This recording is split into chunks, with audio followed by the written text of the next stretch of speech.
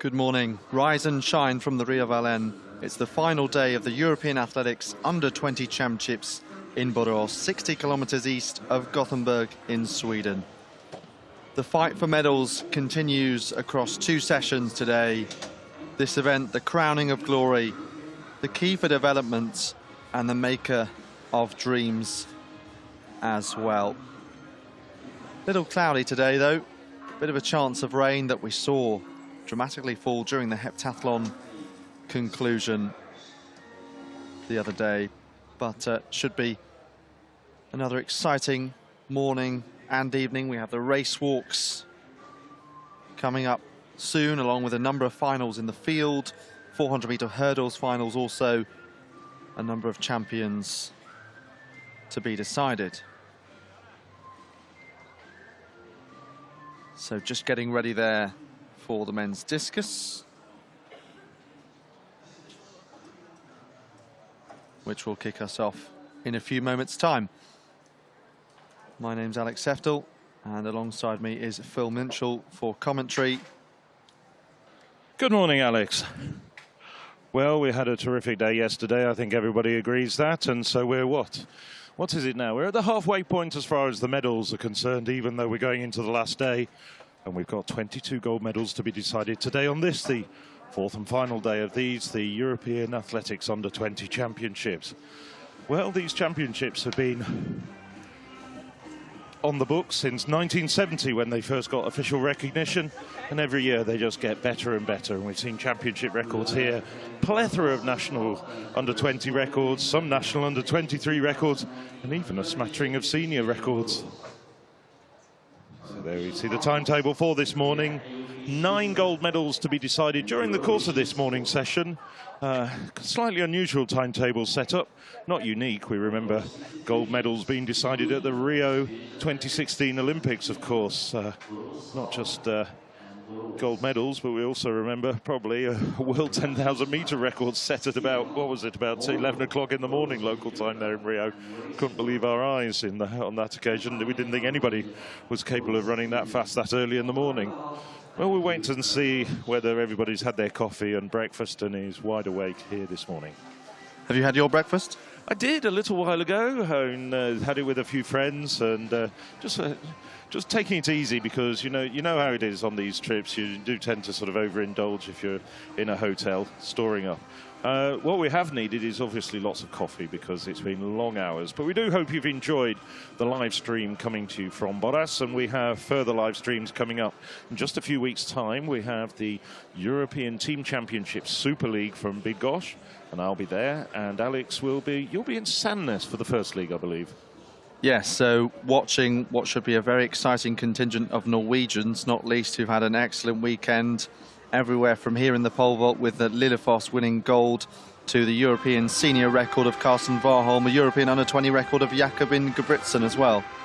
Yes, I mean, Norway really on a high as far as athletics is concerned at the moment. So we have a few victory ceremonies throughout the day, of course. Some of the champions that were crowned yesterday. This one for the men's 110-meter hurdles, which we saw yesterday evening, of course.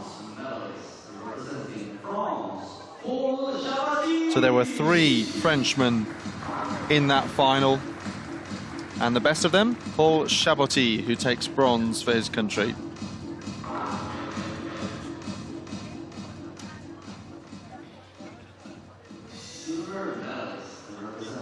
.13.64 was the time for Chaboty, just 2 hundredths ahead of Lopez of Spain in 4th place. Mark Heiden of the Netherlands, a lifetime best, 13.58 to take that silver. It was a blanket finish between 2nd and 4th in particular. But a couple of tenths clear was the man ranked number 1 coming in, Josh Zeller of Great Britain and Northern Ireland, who now receives his gold medal.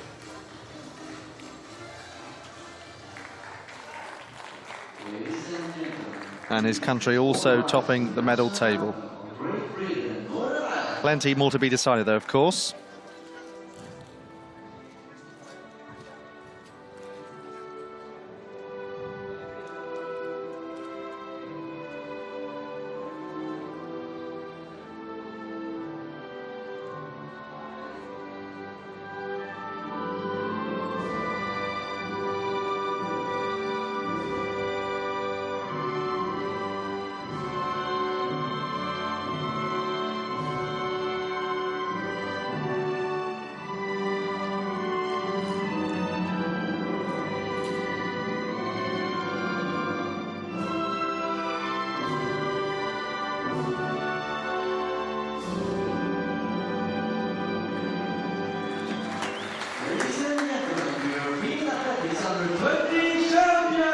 Joshua Zeller looking delighted with that gold medal.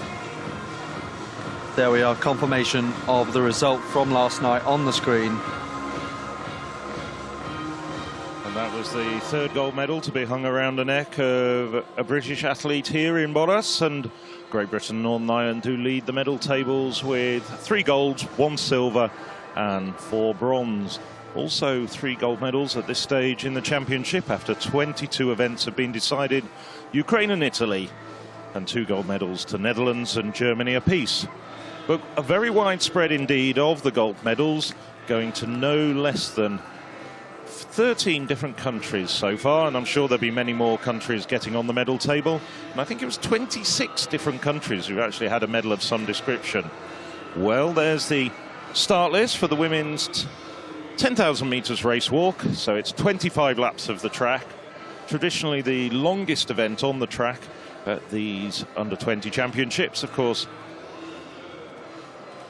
under-23 championships, they move out onto the roads. Last week you saw the race walk titles being contested over 20 kilometres around circuits of the Swedish city of Gävle on the other side of the coast. So very packed field. The favourite has to be, even though she's not raced on the track this year, is Bekmez of Turkey. She was a very emphatic winner of the junior title at the European Race Walking Cup in Alytus in Lithuania at the beginning of May.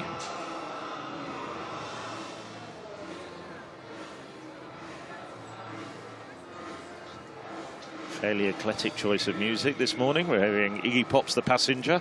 I'm not quite sure if any of these walkers are going to be passengers in this particular race. We're looking for leaders and drivers, I think. But there's been such a variety of great music played at both the Gävle and Boros stadiums, ranging from everything, including some music that I thought perhaps had gone out of fashion in England, or some people would be embarrassed about it. No, not so in Sweden. So I think they're just very fond of all kinds of music. Aren't you, Alex? I can see. Alex knows what my music tastes are, and it's fair to say we're on the same wavelength 99% of the time, but we diverge a little bit on music. So 19 women on the start line for the women's 10,000 metres.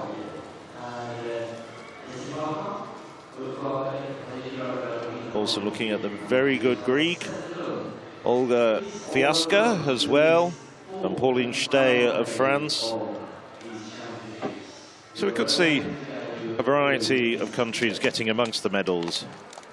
Bekmez, well, she's the national record holder, at least as far as the under-20s are concerned, in the 20-kilometre walk on the roads, and she finished 3rd in this event 2 years ago when it was held in Grosseto in Italy. So we do. We'll bring you up to date with all the interested parties as the race gets underway. We'll have about 45, maybe even a little bit longer, minutes of action as they circle the track 25 times. We saw Fiasca there. Well, she won the Greek junior title, Greek under-20 title as it is, in a personal best of 46:39.06. She's just 17 years of age. On the inside, O'Connor. Well, that's been a good name to have if you're an Irish athlete here, with Kate O'Connor taking the silver in a national record back on Friday, 2 days ago. And there's Bekmez.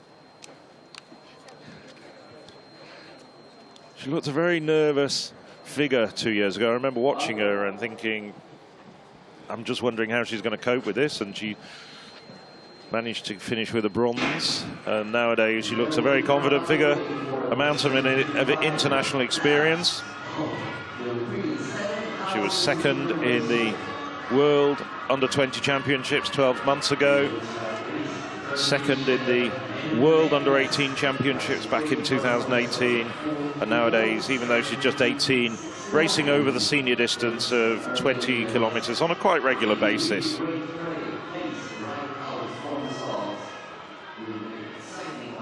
Bekmez last year clocked a time of 44 17.69, so she's well over 2 minutes quicker than anybody else. We could well see her lapping the rest of the field in this race. If, and it is always an if, she can race to her potential and at personal best level. As I say, it's not just about the Turk, although she's immediately gone into the lead with 3 other athletes following her. Fiasca of Greece, Stay of France, the second very good Greek, Filtasakau. So the Greeks, historically in recent times, have been doing quite well in the walks. And we've seen the Greeks, well, they've got medals here. They've got 1 gold and 1 silver already. Could add to that tally in this race. But it's Fiasca following the 3 Turks in this race.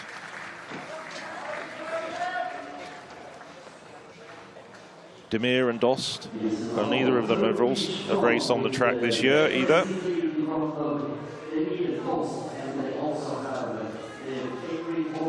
Dost finished 5th at the European Cup 10K. That was on the roads, held in Lithuania in early May. Demir took the silver medal in that race,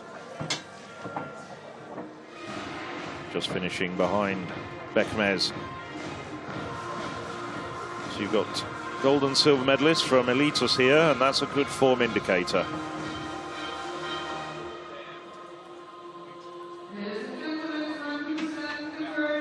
And it's Bekmez really powering away at this stage. We'll give you a 1 kilometre split after roughly about 4.5 minutes. And that'll be able to give us an indicator of the sort of pace they're walking at. These are perfect conditions for quick race walking. Overcast, slight breeze, but not too cold or warm. Temperature, I'm just looking at my phone, and it's about 17 degrees. Possibly a slightly stronger breeze than they'd ideally like. As we look at the lineup for the men's discus final, you can see the championship record there, 68 metres and 5. And these are the men that will line up. Include the Fornate brothers from the Czech Republic, the Icelandic junior record holder Erlendsson, and James Tomlinson, Commonwealth Youth Games silver medalist, Sotero of Spain, European under-20 leader. 8 men over 60 metres coming up in that final.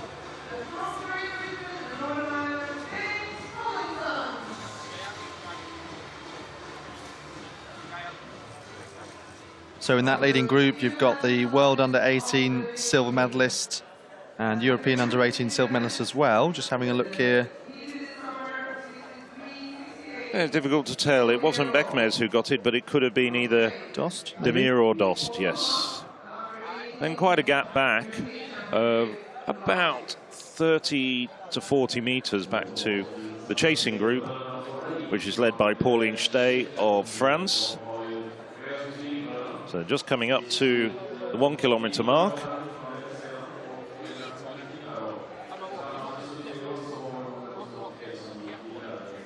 Just outside 45-minute pace. Just inside 40, sorry, I should say just inside 45-minute pace.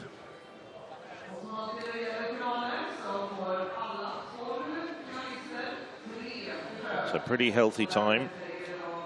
And Bekmez can actually throw in good surges and good spurts, which can disorientate her rivals.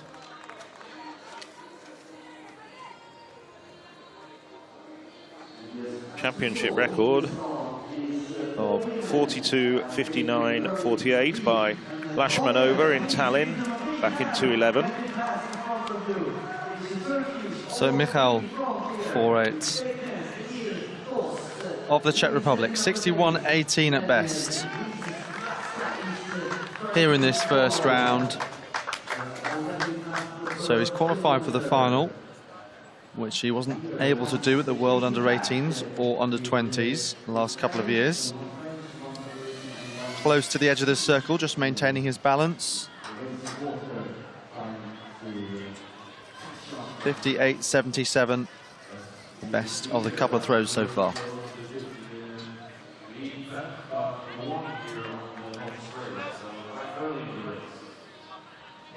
Back of the race walk, and really no change at this stage. It's Beckmez leading the way with Dekmir and Doz.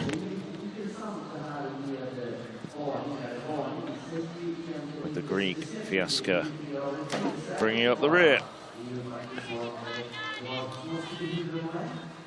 So the first kilometres was passed in 4:33.61.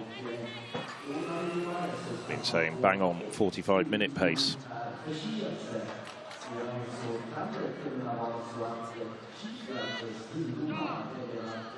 We saw some great Turkish race walking at the under-23s with Isa Tekdal winning the women's gold, and Korkmaz was leading the men's gold. Unfortunately, tough time towards that end of the race. Was a little ill, and the neutral athletes came through in the final stages, did have a minute lead, and in the end just 3 seconds behind. Tragedy in the final stages, unfortunate for him. Yes, but Mizinov, a class athlete, it has to be said. He was already starting to reel in Korkmaz, but it was a shame in that. But the Turkish women, I understand, all train together. So Beckmez and the other two women in this race will know exactly what Tekdal did, and will probably have watched the race. So from Michael to Jakob Foret.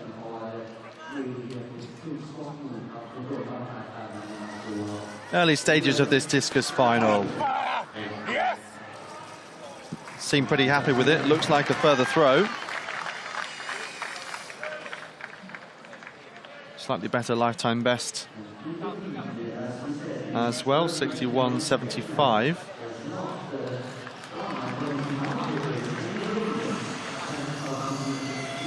Was close to that 60-meter mark. 59.21. Best of now the 4 throws measured so far. A couple of spots of rain just starting to appear on the screen. Martinez Alekna, a name you might well recognize, his dad Virgilius, two-time world and Olympic champion also from Sydney and Athens. Alekna tried to make a name for himself in his own right, but his dad never competed, I don't think, at the European under-20s, or if he did, he certainly didn't medal. He wasn't a particularly prodigious junior. Came of age, really, once he turned 20. So every chance that Martinez could also be a late bloomer. Well, these women have already made a statement. They're certainly already bloomed in certain respects. Beckmez now really striding out, leading the way and throwing down the gauntlet.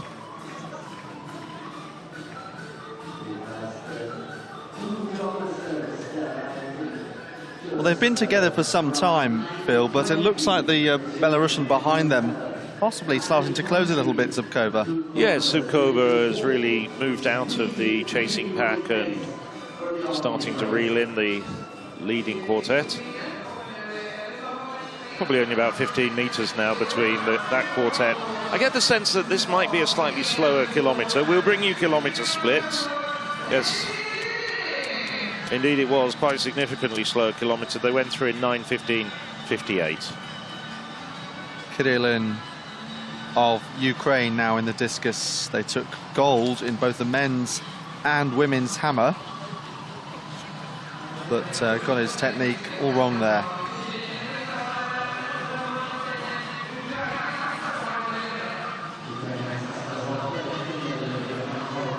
But still in the first round, so plenty of opportunity to get things right.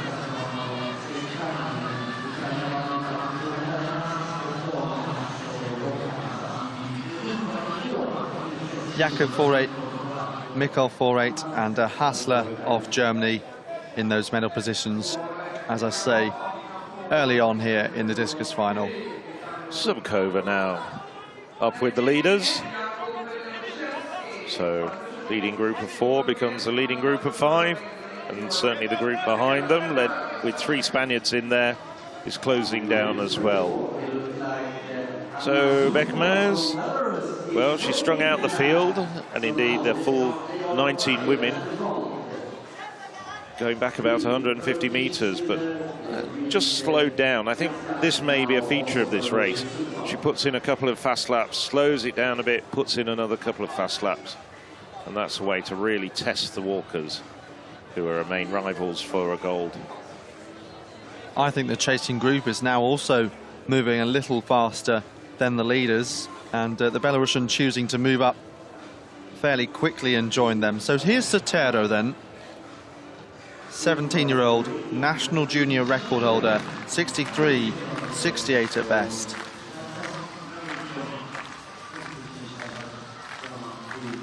So no one over 60 meters thus far in the discus. 8 men capable of it, and perhaps more if they can throw further than they ever have done. Sotero, as you thought he might, looks to have gone into an early lead. 62 meters 93, the Spaniard in pole position as it stands.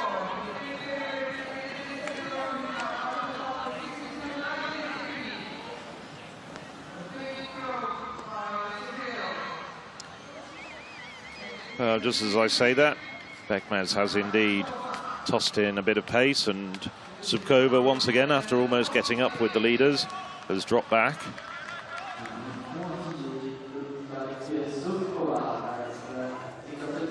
Well, there are a couple of big screens around the stadium, Phil, and it's possible that she noticed that the Belarusian had joined. Oh, well, that is the Belarusian. I'm not quite sure what's happened there. I think she might have been disqualified, probably picking up 3 cards very quickly, and there's no 2-minute sin bin, so if you're watching the Yevla race walks last week, walkers who were actually penalised 3 times then suffered a 2-minute penalty, and we saw that happen to a few race walkers, but in this event here, as it's on the track, it's 3 cards and you're out. We're still waiting for confirmation of that. As we look at James Tomlinson of Great Britain, lifetime best in Halle this year, 60.24, the Welshman.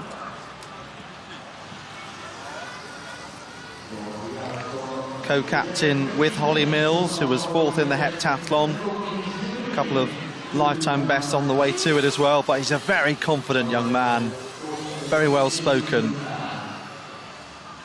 for a junior athlete. 52.93 for him in 8th overall.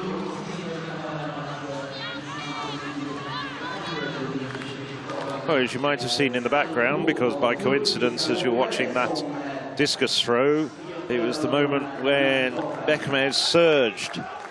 So she's now put quite a gap already, probably about 20 meters between herself and the 3 women behind her. So Beckmez is starting to just pour it on here, and she passed 3 kilometers in 13:49.21. So another a fast kilometer then, or really rather a fast last lap. And she's out on her own now, and technically walking extremely well. I haven't seen her penalised as of yet, as we're about a third of the way into the race. Third of the way into the race, and into the second round we go in the discus. Mikkel Foret looking to improve on his first go, 58.77. Puts him in 3rd spot with quite a gap of over 3 meters back to Corbinian Hasler of Germany, who hasn't managed to improve in this second round. Neither has Foret, but 2 throws within a metre of each other thus far.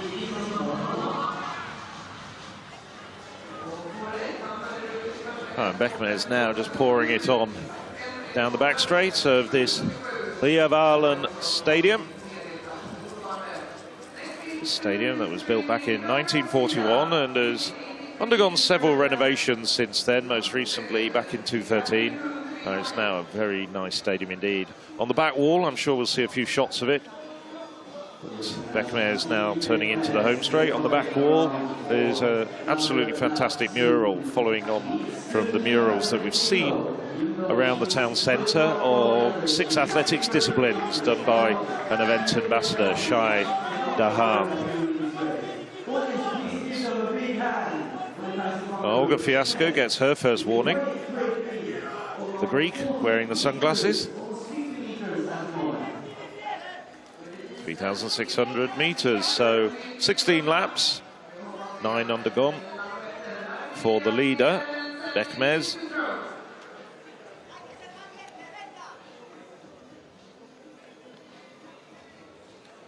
Meriam Beckmez, well, as I've already said, quite an illustrious list of honours. Niamh O'Connor also getting warned.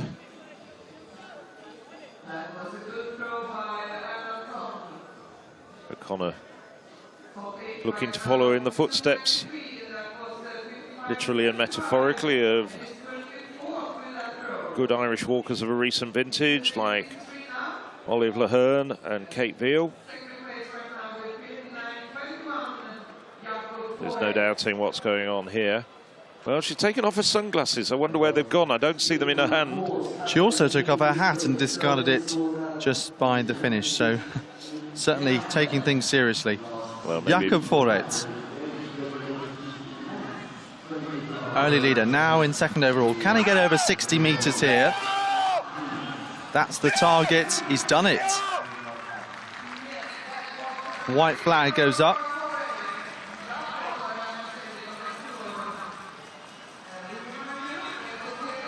How much closer can he get to that lead of Sotero? 61-64. So, what's that? 1 metre and 29 centimetres. Oh, Beckmez now has, I'm thinking, about 70 metres on the rest of the field, with her compatriot Dost and Demir leading the chase for the other medals. It's just really Beckmez against the clock now, and just keeping her form.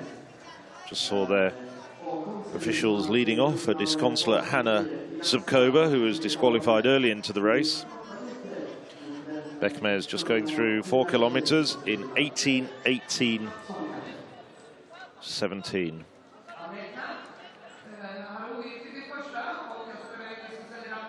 That's a quick kilometre. That's a 4:29 kilometre. Well, Beckmez, second at the World Under-20s in Finland last year, behind Elegna Gonzalez of Mexico. It was a national junior record she ran there, 44 minutes 17.69.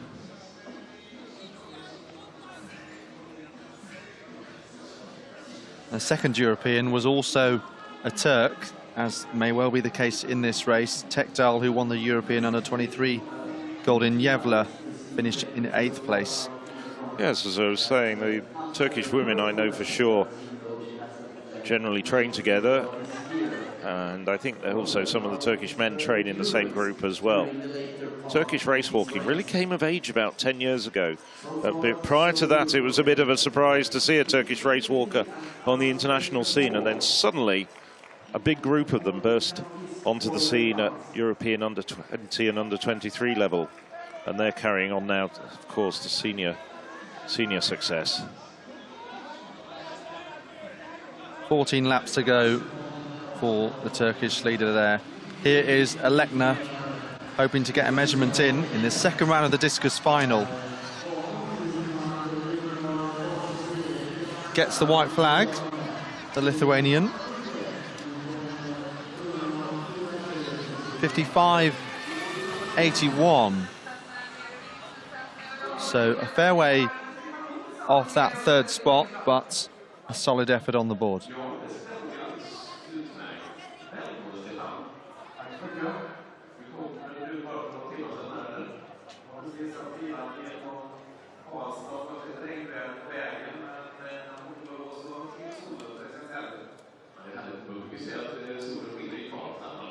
Niamh O'Connor, second warning picked up there.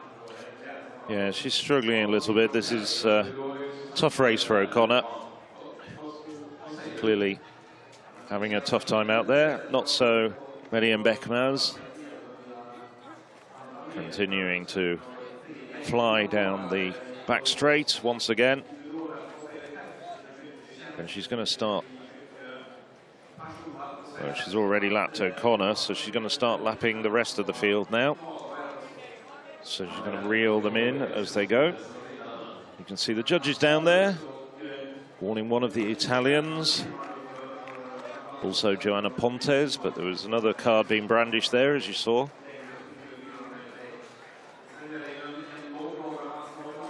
So Beckmaz coming up with 13 laps to go.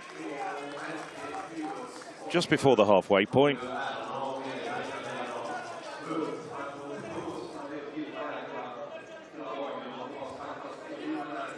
So she goes round Bertini of Italy and the Lithuanian Klaviaskaite.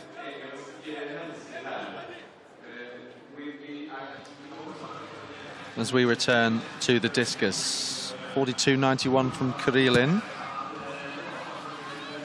Looks like it's just inside the boundary off to that right-hand side.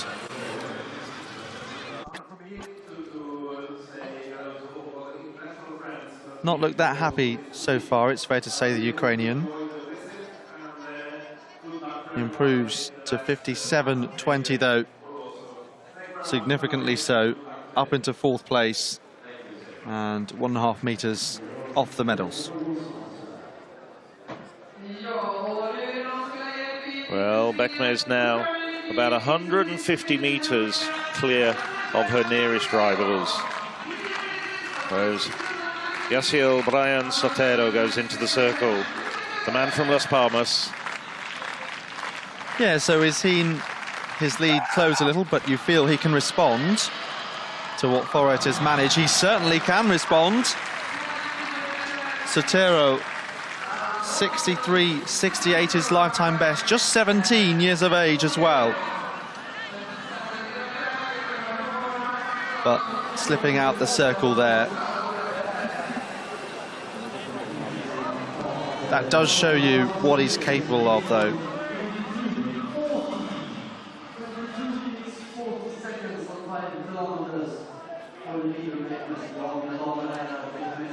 So Beckmaz now continues to lap the back markers. She went through 5,000 meters in 22 minutes, 44.82 seconds. So that puts her on course for a finishing time of around 45.5 minutes, although highly likely to throw in a fast finishing lap or two, assuming that she is actually on her way to a gold medal.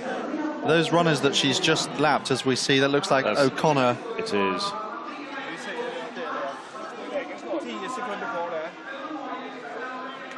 Those runners that the leader has just lapped, she closed on them by about 50 meters in one lap. So O'Connor, 3 warnings.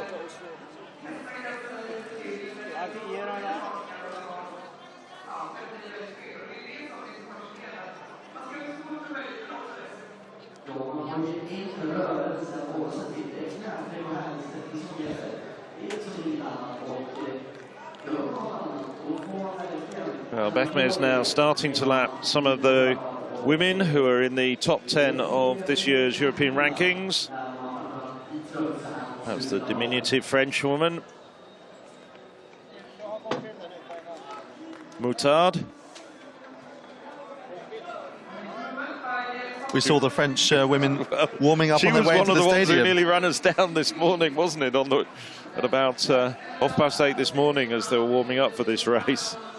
Yes, her and Stey. I was looking for an opportunity to mention that. Alex and I, on our way to the stadium at about 8:30 this morning, and they were very, very focused. They were taking no prisoners this morning, and almost ran myself and Alex down.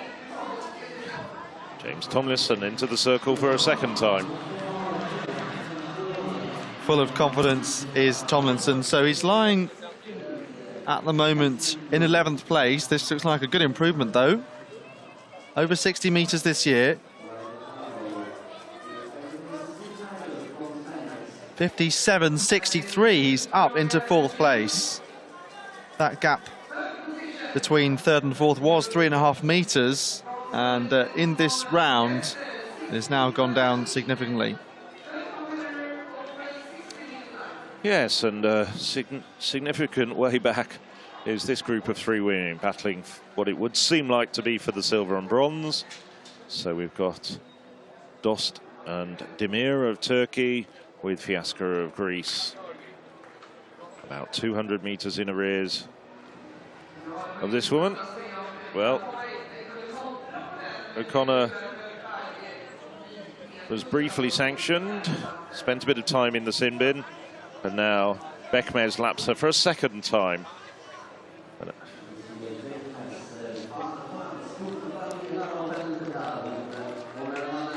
So in the discus, they're moving into the 3rd round. This is Corbinian Hasler, the German, 60.56 this year. Spinning out beautifully. Just beyond 60 metres. Wonderful clean flight through the air. 60 metres 13. A new man in that bronze medal position as things stand.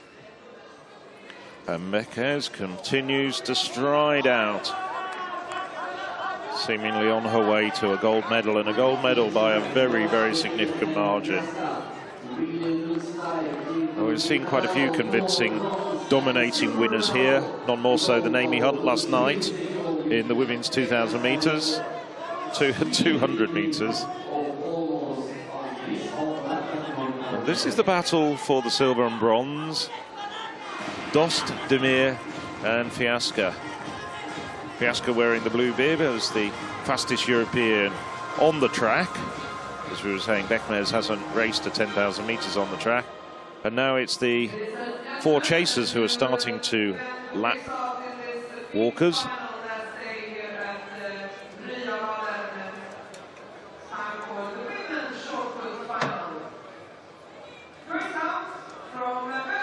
There's some of the back markers, and Kajian has picked up a couple of warnings. Well, great success here for Ukraine. I don't think this woman's going to be on the podium. And Bekmez continues to lap athletes. She's now lapping some very good women in the middle of this race. 200-metre lead as well.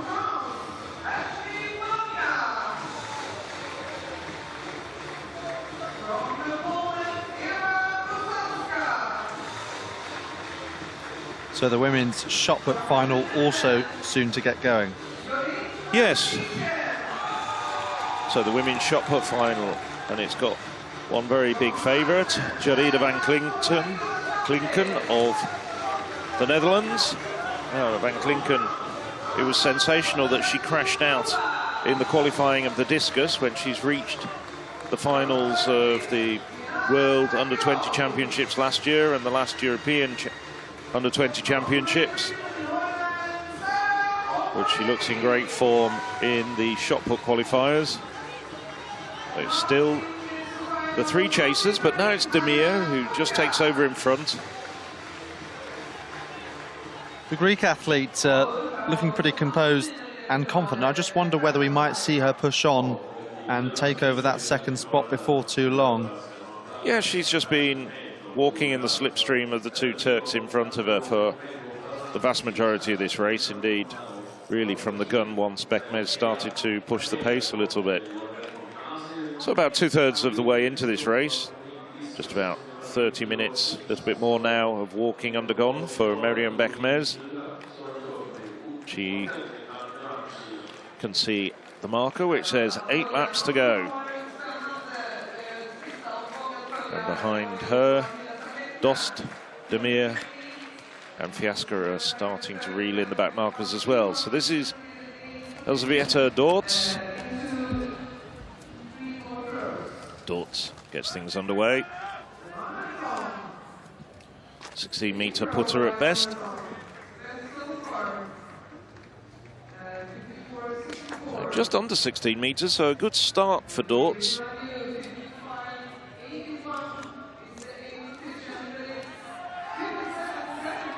Dortz has been putting well domestically and is the Belarus under-20 champion. Doesn't have much international experience, although she did go to the European Winter Throwing Cup. She finished 5th in that competition. So possibly in contention for a medal if she can find her best form.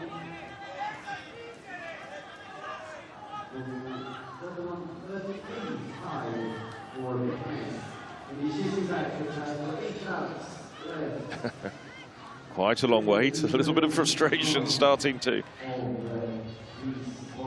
etch across Dortz's face.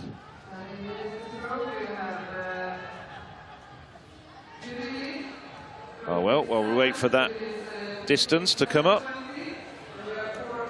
15:38.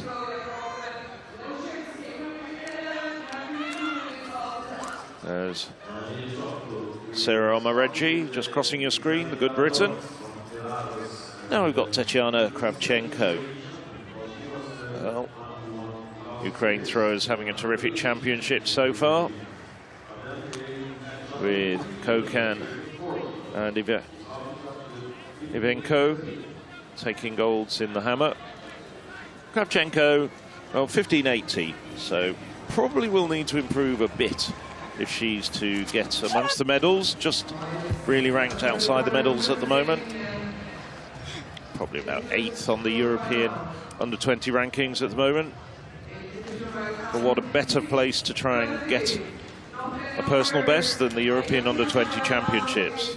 This would be a wonderful moment to get over 16 metres. Unfortunately, that effort drops just short of 13 metres. 12.85, a rather lackluster first attempt for Tatiana Kravchenko. Here's our discus leader, though, 62.93 from the first round. Jakub Forek second, 61.64. And then that throw we saw of Hasler, 60.13. So each of those men once over 60. Sotero, massive effort in the second round, but he slipped out the circle. Michal Forek in 4th place, 58.77. Sotero, once again, no measurement. Little frustrated, but he leads and he has 3 more throws. So Fiasca, I think she's, well, there seems to be confusion of who's been warned, whether it's Dost or Fiasca. Dost is coming up on the screen. It's a drama behind her, and both of the athletes have been released, which leaves Demir clear in the silver position now. Evin Demir, the Turk, as we look at Ashley Bologna, who's made a big improvement this year. Comes from New Caledonia, down in the southern hemisphere, and has really improved greatly this year to 16.76. She threw that in a competition in New Zealand, but has been pretty consistent at the 16-metre mark.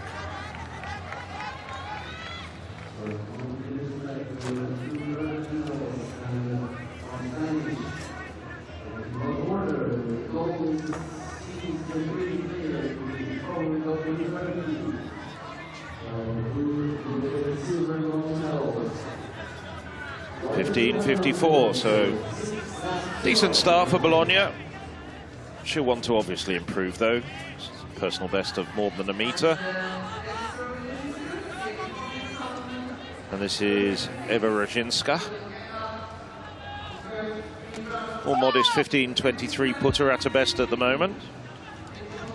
Well, that's a decent start from Rajinska. Probably around just shy of her personal best.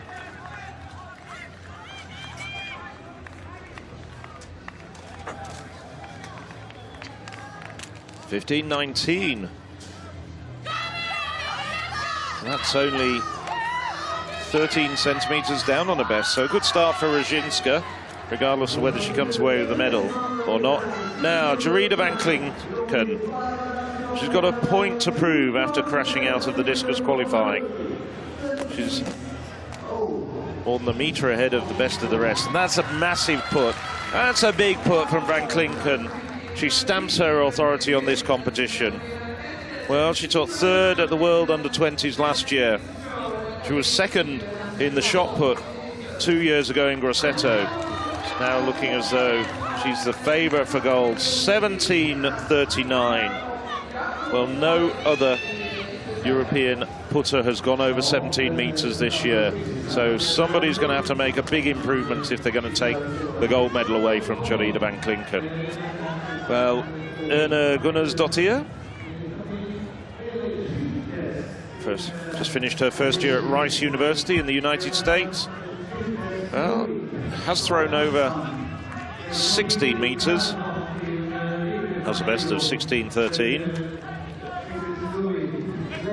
She set her national junior record in Houston, 15.25, so about a metre down on what she'd be hoping to be producing.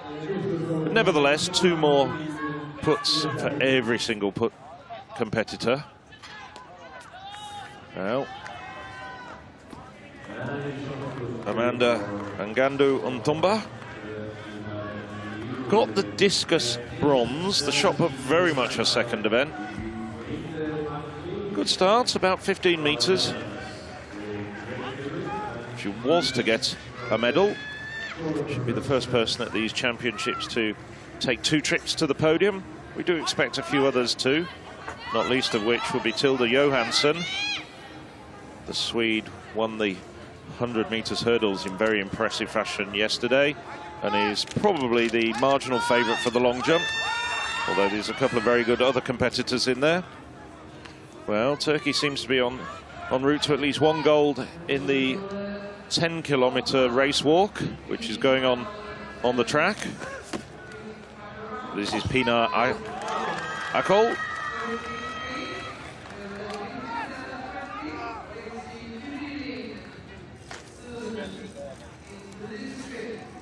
Well, that's over 16 metres, so good performance, good opener from her, I think.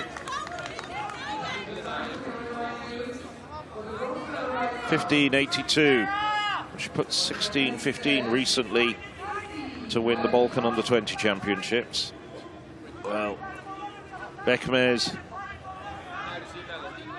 she's producing an outstanding performance. She had 2 very good kilometres between 6th and 7th kilometres of 4:27, 4:28. It's just slowed a little bit for a 4:30 kilometre, the 8th kilometre. As we look at Demir, currently in the silver medal position, but Garcia has got up on the shoulder of Demir. And so too has the woman we'd probably consider to be the number 2 Greek as well, Filit Sakou. There's no stopping this woman. She's now lapped, I reckon, everybody but 5 competitors. And in some cases, she lapped everybody twice. So about 5.5 minutes of walking at this pace. Challenge now, well, the championship record and her own national junior record, her national under-20 record, probably slightly out of sight. She could just lap everybody else in this competition just for fun.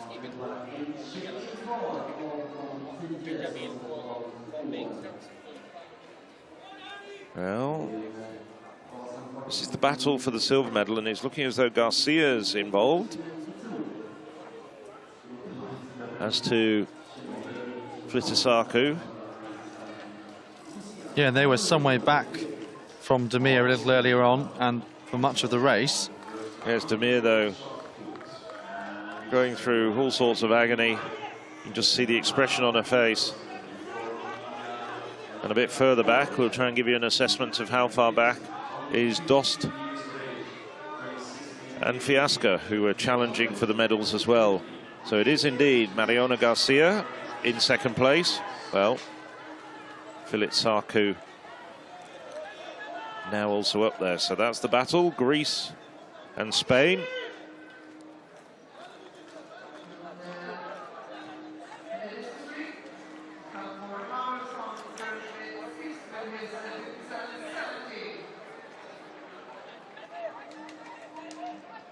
There's Bekmez flying around the track, and with such emphatically solid technique as well.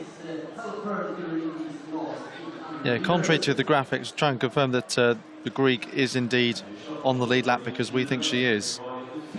Well, Kazjan ends up taking a quick trip to the sin bin. Can say that Niamh O'Connor has been disqualified now.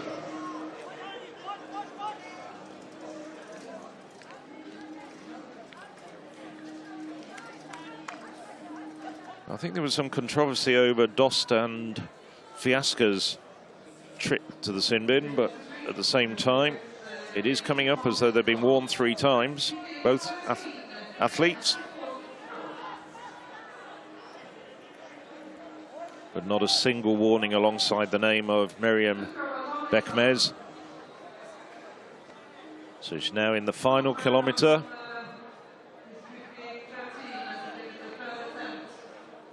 There's Garcia. Well, has to be said, Garcia would take a slightly unexpected silver medal. She's a good walker, but wasn't thought to be in a medal prospect.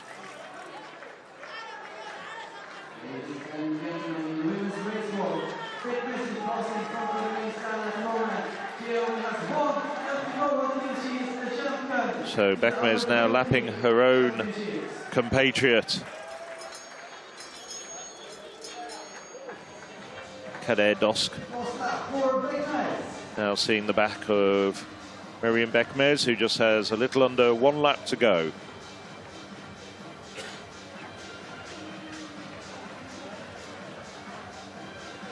So Bekmez has speeded up quite considerably over the course of the last lap as well to finish with a flourish. That's through 9 kilometres in 40:32.96. So after being on pace during the middle part of the race for about 45.5 minutes, she's now looking at coming in just under 45 minutes.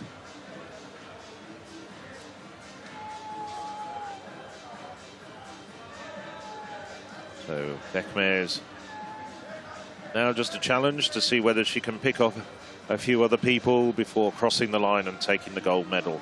No doubt at all that it's going to be Miriam Bekmez who takes gold.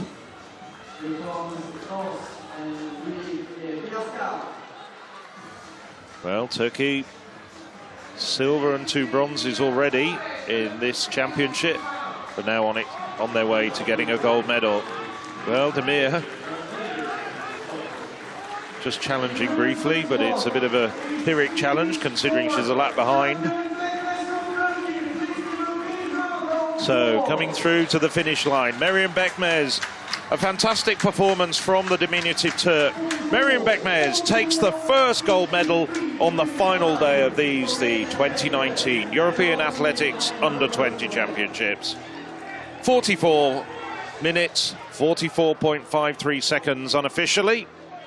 And Bekmez, I think, laps everybody but 2 other walkers.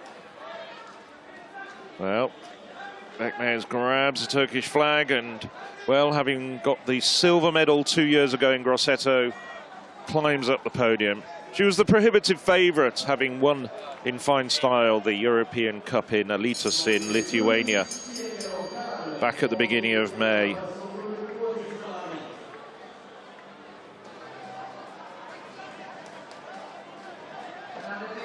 So now we're looking at one of the other Turks. This is Demir.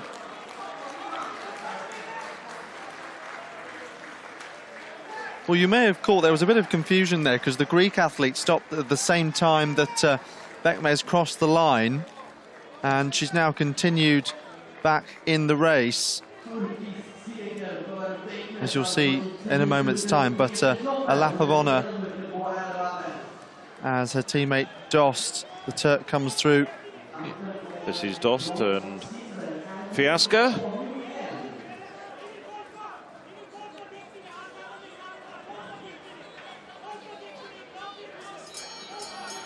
So they're taking the belt. Their medal chances ended when they had to spend some time in the sin bin. Just waiting now. Well, Demir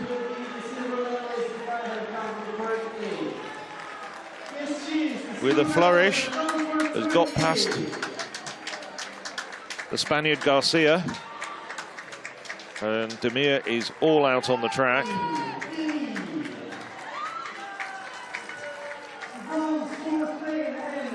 So it's bronze for Spain. But Demir, that final flourish over the last lap, we didn't see much of it, but Demir walked herself into the ground. She's still prostrate.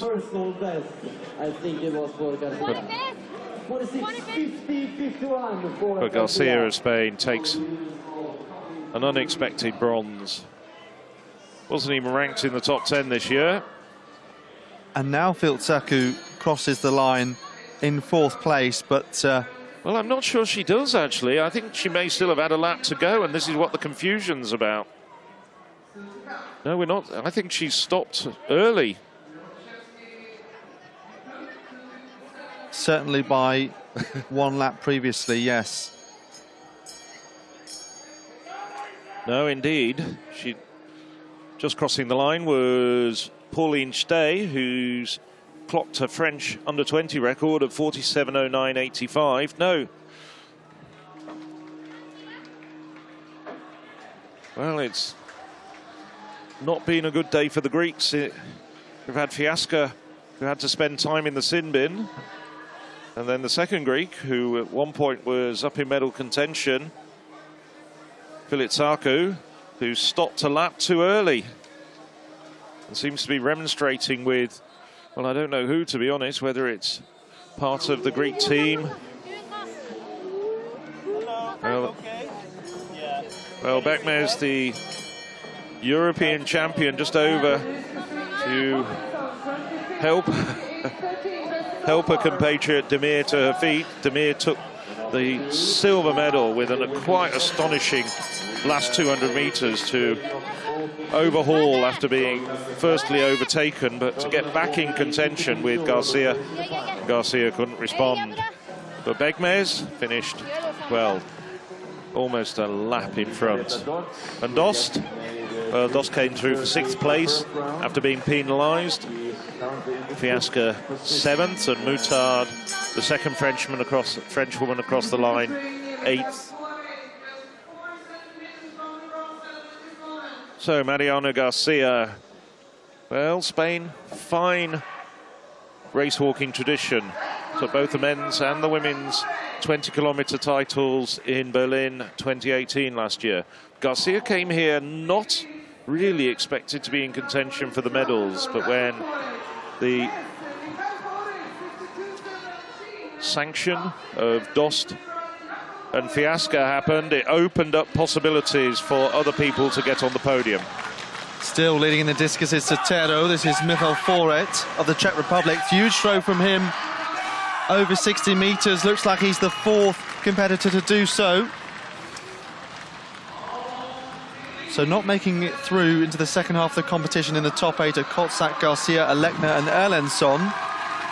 Foret, though, now into 2nd place. A new lifetime best, 62 metres 17.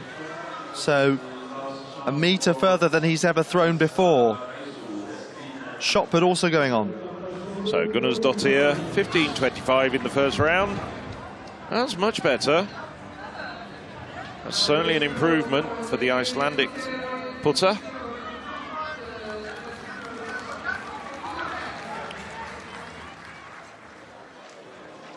(15.41), so a 16-centimetre improvement for Gunnarsdottir. So Sotero now leading by 76 centimetres. 4-8 has seen his brother move up above him, just falling out the circle there. So much balance, grip, agility, strength that you need to combine in the discus. Slightly gloomy conditions here.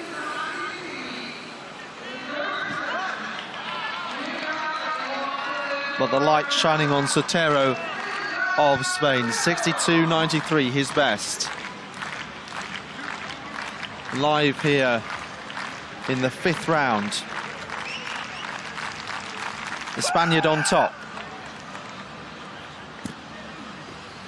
Another good throw, not an improvement on his first round effort. So Sotero from Michael Foret, then Jakob Foret, Hasler of Germany just outside the medals in 4th. Tomlinson of Great Britain in 5th. You can see there the graphic showing the top 8 on your screen.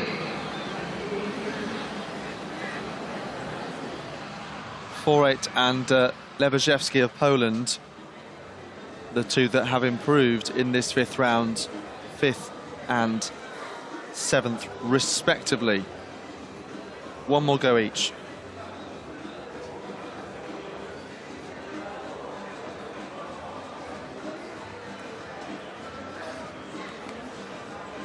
Sotero, who leads his series, has included 4 throws over 60 metres.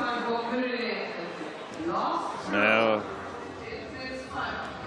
Eva Rushinska, 15.19 in the first round, so just below her personal best, but only about 4 centimetres shy of that. Then a foul. That could well be a personal best for Rushinska.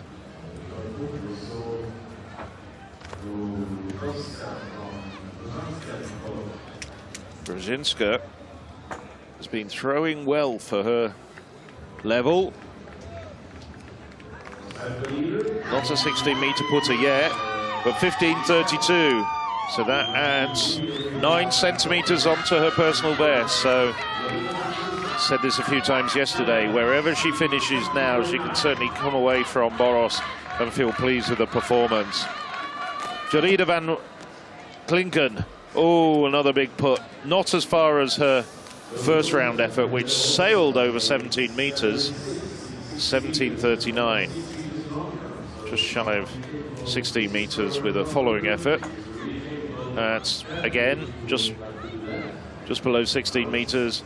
But it's difficult to see any other woman getting over 17 metres. Only Van Klinken has done that this year. At the moment, the silver medal position is held by Akol with 15.82. So Van Klinken, more than a metre. Indeed, 1.5 metres ahead of the best of the rest. So this is the pole vault medal ceremony.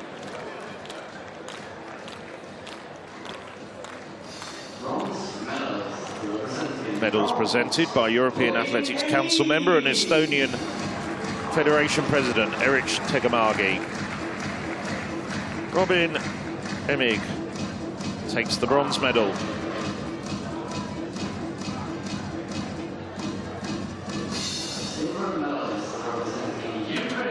From the Ukraine, taking the silver medal, Ilya Kravchenko.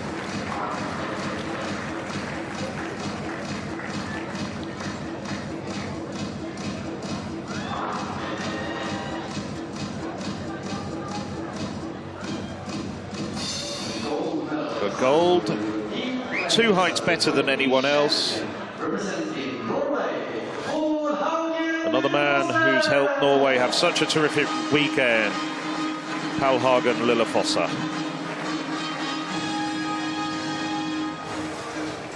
Had a bit of trouble at 4:31 when he needed 5:31 when he needed 3 volts to clear that height, but cleared then 5:41 and 5:46.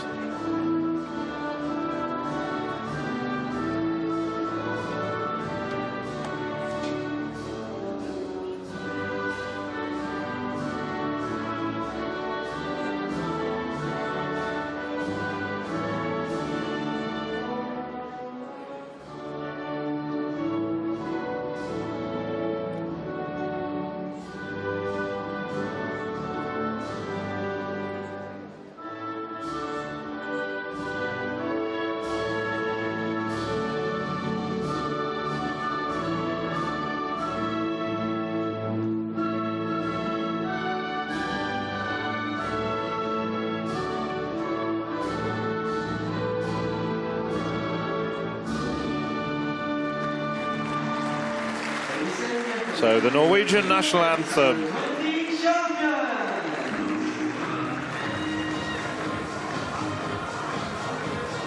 Plenty of Norwegians in the crowd here.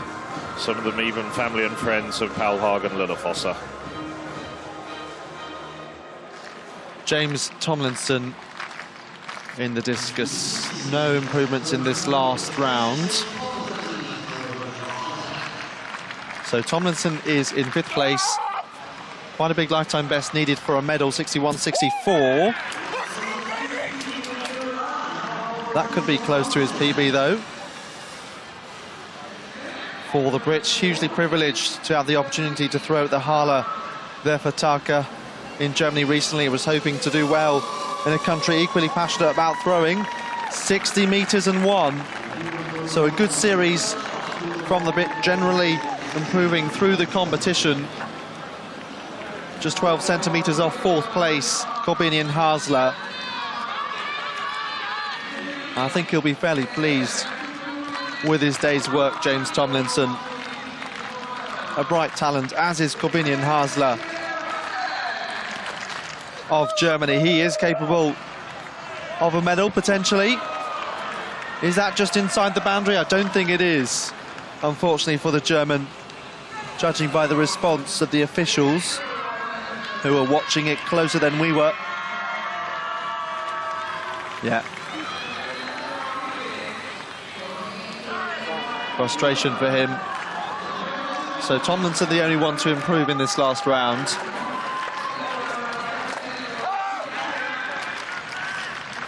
Jakob Foret.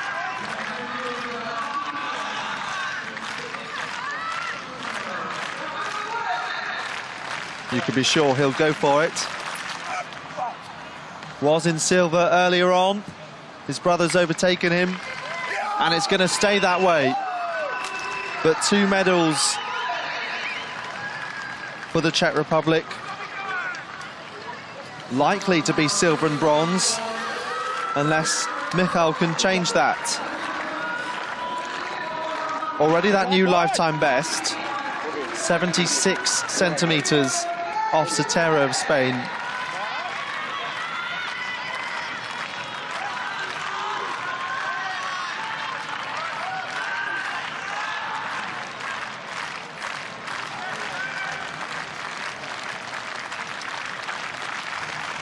.62.17.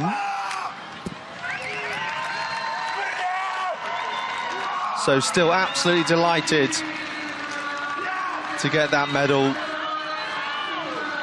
Join his brother on the podium. New PB, 62.17. Always a sign of confidence when they walk into the circle, just throwing and catching the discus. Sotero of Spain, the European under-20 champion. And that's just inside the boundary as well. 62.93 already today. 60 metres and 80. So that means 5 throws over that 60 mark. Fantastic series from Yaciel Ryan Sotero.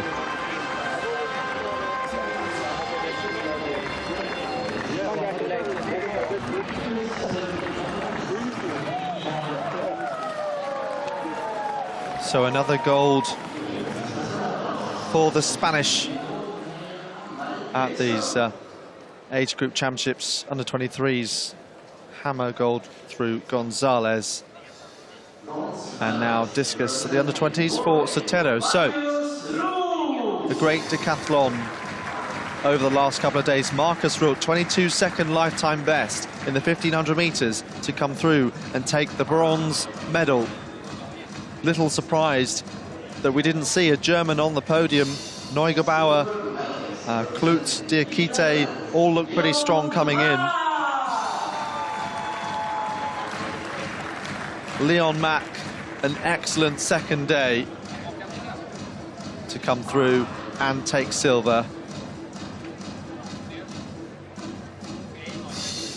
But the champion who led throughout, championship bests including in the hurdles by 0.3 of a second, 13.57 he managed yesterday. Simon Ehammer of Switzerland, their first ever decathlon medalist at these championships, in fact. Second Swiss man to win gold in the history of these championships.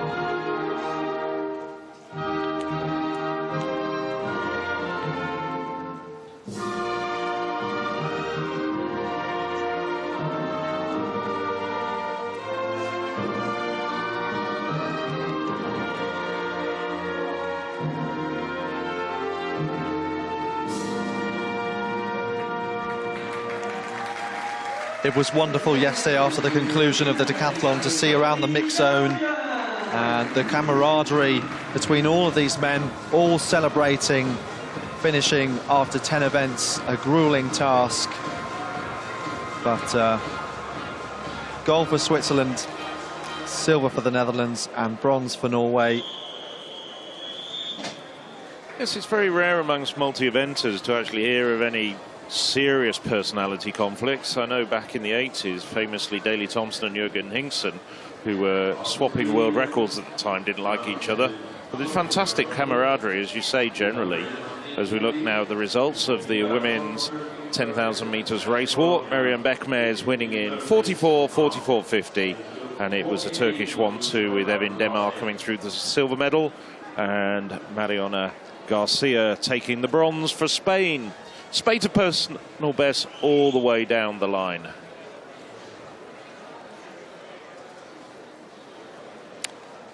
Rain is coming down, so the race walkers who are just about to start, as well as the women long jumpers, they're going to get a bit damp. Yes, and here is the lineup for the men's 10,000 metre race walk on the track. 25 laps inside the Reovalen Stadium in Boras. A couple of Slovakians there, more strong Turks, a number of great Italians, including Riccardo Orsoni, the European under-20 leader, Aldo Andre, European under-18 silver medalist. As we look at the final table in the discus, Sotero of Spain taking gold, 62.93, that lifetime best of Michael Foret, ahead of his brother Jakob, Hasler, Tomlinson and Emanuelson inside that top 6. Well, I have to say, I can't recall a time at these championships when brothers or even a brother and a sister have won medals, and certainly not within the same discipline, which is, so it's very unusual, might even be unique.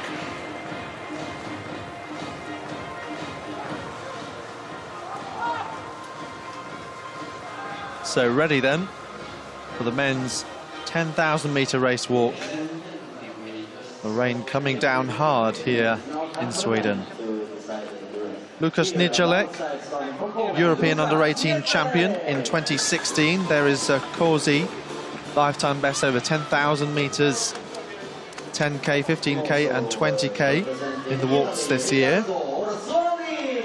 Orsoni, that blue bib, signifying that he is the European under-20 leader, as I mentioned.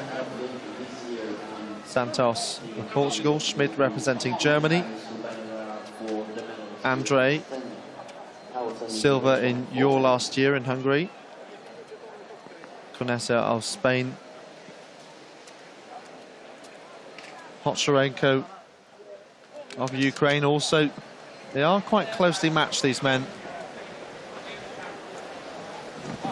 Boncharenko, and one of a number of those whose PB's around the 43-minute mark. Absolutely torrential rain now, really driving hard down onto the track. As these men are poised to get underway, all 22 of them in this final. I think you make a good point. This is probably going to be a very evenly matched race, unlike the previous one. Orsini, on paper, has raced a little bit faster, but then there's a very closely grouped match of about half a dozen walkers behind him. Orsini is about 20 seconds quicker on paper after his excellent win in Florence back about a month ago, but then just looking now down the list, I mean, between Nicolek, McGrath of Spain and Duc of France, there isn't much to choose as we look at Elzveta Dortz.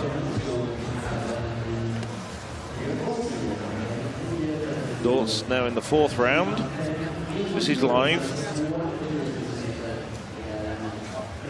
So she fouls. No improvement from her on her 4th round.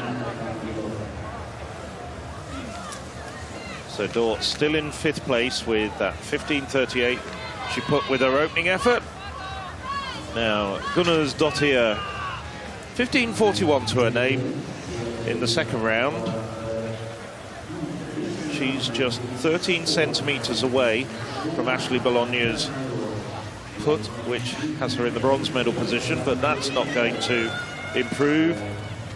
Tricky conditions now for the shot putters. You can see the rain bouncing off the circle. That cement circle now becoming very treacherous. Well, 14:64, so she was very consistent with her first 3 efforts, but then dropped her meter thereabouts. Ashley Bryan, I wonder if she gets a lot of rain in New Caledonia. It's not the sort of place I generally associate with downpours.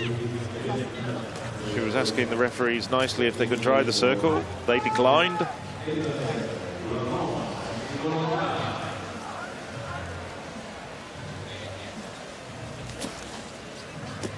Visibly much slower, and it drops down under 14 meters.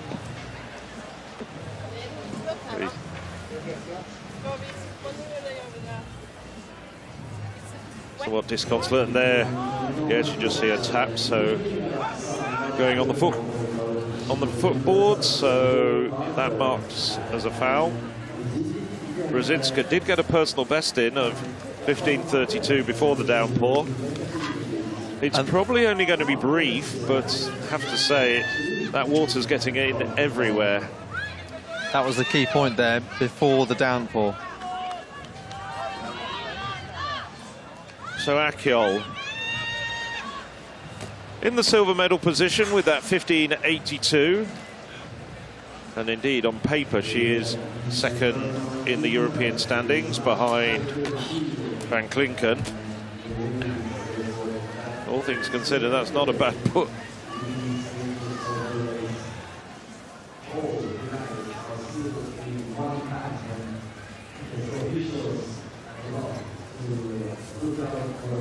just over 14 metres. It'll be very interesting to see how many, if any, of the women improve over the final 3 rounds in these conditions. Very tough indeed. We are assured that the downpour is actually going to be quite brief. There's no doubting its intensity. It's the same case during the heptathlon on Friday night. Did disappear after a while, but you certainly felt it, certainly got soaked. Well, Alex and I have actually changed our position. Thankfully, the technicians, and we're very grateful to them, have moved us 1 row further back in the media tribune. Before, we weren't very well covered. Jarida van Klinken.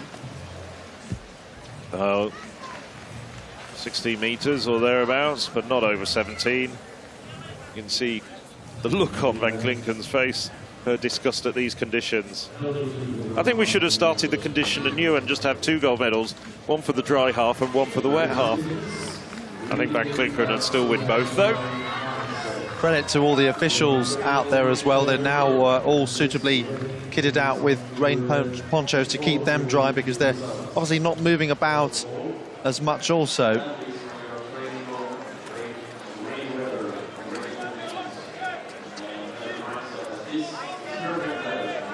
So the 2 Belarusians close to the front, including Mikita Kaliada, 40.39 on the road this year, and lifetime best 51.41. He was 9th at the World Under-20s in Finland last year. In fact, the top European in that race.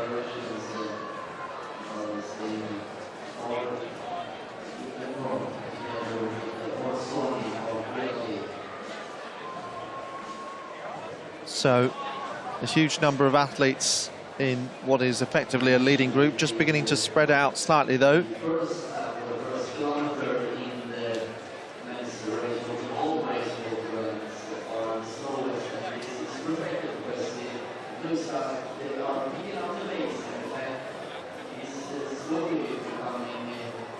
So a different story to this race compared to the women's, in which Beckmes led through each kilometre.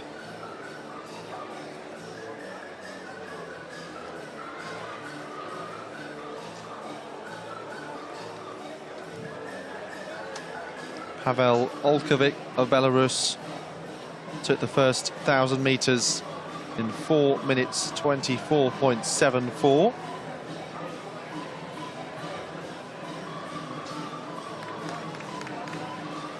So around 42.47 pace. I'm smiling here in the commentary position because most of the athletes have actually put their sunglasses up on their heads. There's no real need for the sunglasses. In fact, the floodlights are on. But Orsini and also Conessa are absolutely convinced that they need them in these conditions. I think Conessa might actually have a problem with his eyesight, which is why he's wearing those red shaded ones. But Conessa, they look more of a fashion statement. Orsini looks more of a fashion statement.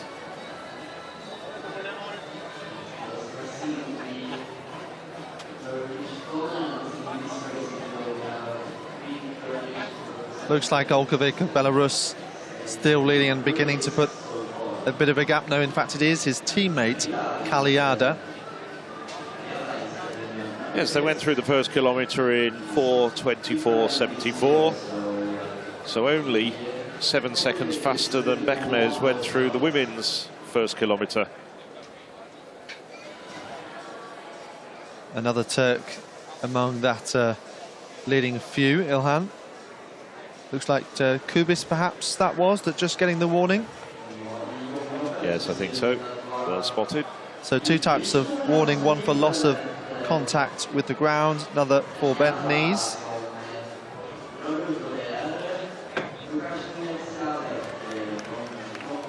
And on your third, you are drawn into that sin bin area on the left-hand side of your screen, and 4, you are disqualified.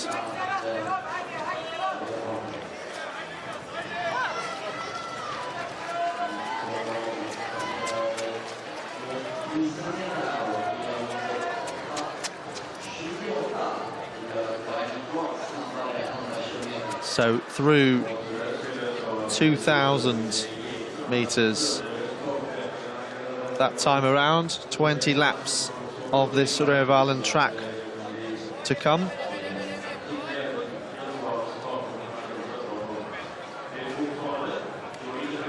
Cagliada coming through in 8 minutes 28.42. So it's 20 seconds quicker than the first 1,000 metres of the walk. Back to the shot put final. Yes, it's Gunnar's Dottir. Well, she's currently in 4th place at the moment. Well, got a red flag, because that would have potentially have been a slight improvement. So we're now in the 5th round. Nothing, I can tell you, absolutely nothing has changed since the rain started coming down. The top 8 remaining exactly the same, and as it was, nobody has improved in the 4th and 5th rounds so far. And Ashley Bologna, well, she wanted the officials to tidy up the circle and give it a good scrubbing and get some of the water away in the previous round. Told to get on with a put, but this time I think the officials have realised she'd be paddling in that circle if they didn't actually remove some of the water.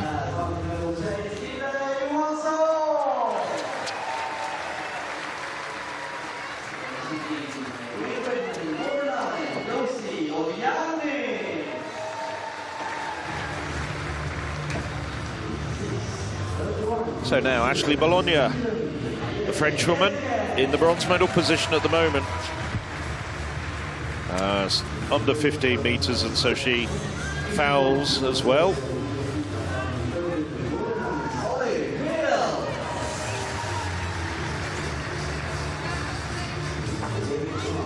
Just kicks the backboard.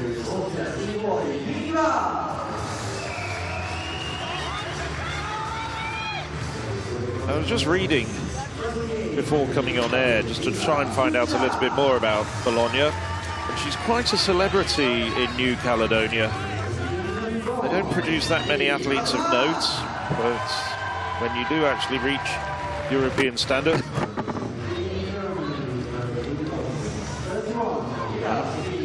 that just shows you how wet those shots are. Oh, that's a better put. That's the first truly decent put we've seen since the rain came down.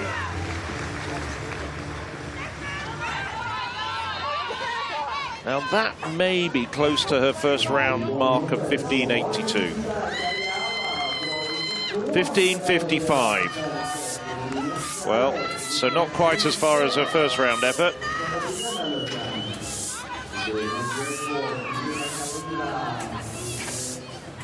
Jarida van Klinken. I think she can feel fairly confident that the gold medal is in the bag. Somebody else is going to have to improve by well over a metre in this competition.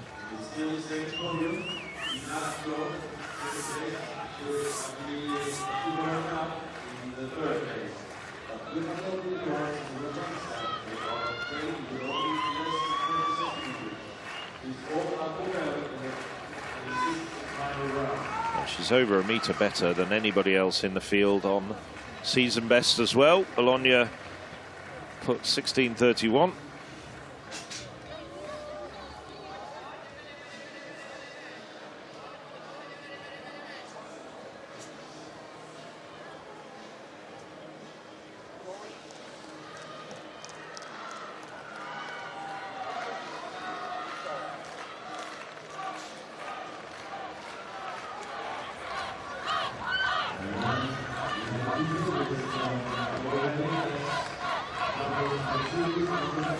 So the shot put leader, Van Klinken, over 16 metres again, but no improvement for her. She does get the put measured, and it's certainly a very impressive series. 16.69. Well, in addition to her first round mark of 17:39. She's also had 2 other puts over 16 metres. Nobody else has got near 16 metres. Nearest being Pinya Akol at 15:82. So through 3,000 metres in 12 minutes 30.87 in the walk.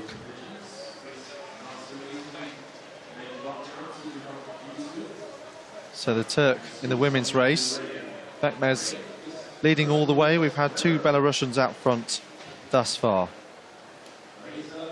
I'll also mention the fact that the long jump women is just about to get underway. Annik Kalin, who took the bronze medal in the heptathlon and qualified well, is not starting. So the 2 women we're looking out for, just see her walking back, Larissa Yapacino, and this woman, Tilde Johansson. Well, ran an absolutely sparkling 100 metres hurdles, flawless race to take the gold medal in that event.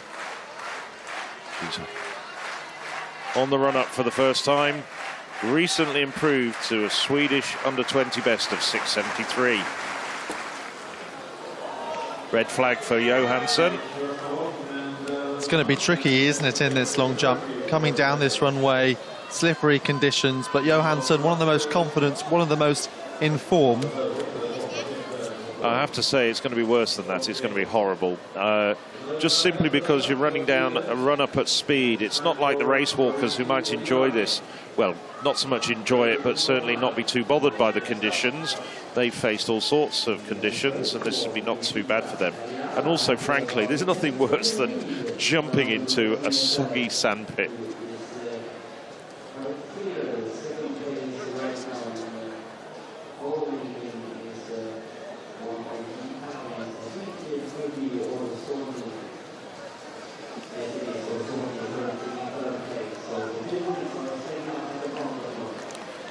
So this is the battle behind our leader, Nikita Kaliada. The Italian and the Pole, Nijalek. And the man with the sunglasses, is that Orsoni? Yes. Wearing number 21, indeed it is, the European under-20 leader. 42.55.53 this year. So battles starting to shape up. Those gaps have grown much bigger than they were earlier on in the race. Kaliada, as you say, not looking too bothered by the conditions. He's got drops coming off his ears like he's wearing a pair of earrings. Nijalek and Orsoni. Then behind him, the best part of the length of the home straight separating these guys. Kaliada comes through just a few seconds ago, around 16:40. And then those 2 behind by around 10 seconds. It was indeed 16:40.71. So 4:24 for the opening kilometre, and then Kaliada took the lead, 4:04 for the second, then 4:02, even faster through 3,000 metres, and then 4:10 through the most recent one. Let's catch up and see what's happening in the long jump final. This is Olianik, Josie Olianik of Great Britain. Perhaps the number 2 Briton in this final, behind Holly Mills. Decent start for Olianik in these challenging conditions.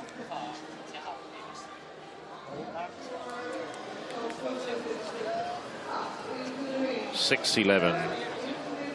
So she, at this very early stage in this competition, goes into the lead. What I was going to say before, just before we switch to the long jump, is it's noticeable that the men are actually caught out there, walking a much technically better race overall. Only a couple of warnings being handed out to the men at this stage, whereas we saw quite a smattering of warnings handed out to the women in the first half of the 10,000 metres just a while ago.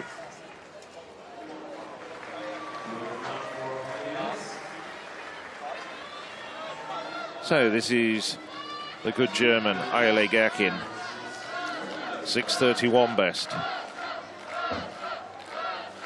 Quick into the board, gets good lift. No doubting this is difficult. The women so far jumping very significantly short of their best. So this is going to turn into a head-to-head duel.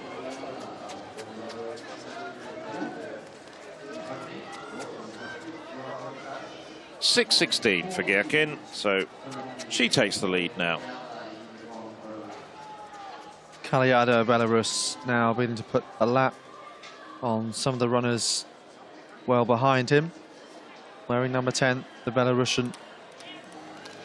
He upped the pace to as fast as 4 minutes and 2, and then slowed a bit in the most recent kilometre. Not too far away from half distance in this walk. Still Nijelek and Orsoni, who has now ditched the sunglasses.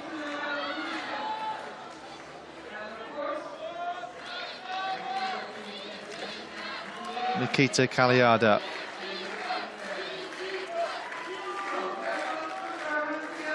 Now just extending that lead a little.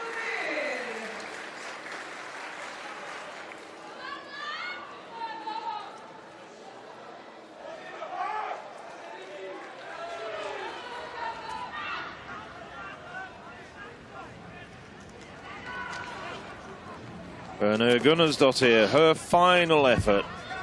Oh, that's a good one. It's not over 16 meters, but could move her up into the medal positions. So Gunnarsdottir at the moment lying in 4th place.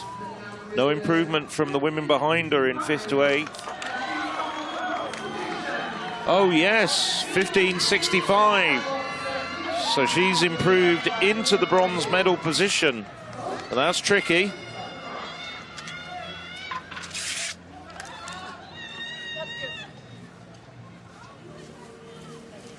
So Ashley Bologna has been pushed down into 4th place. She's got to improve on that 15.65.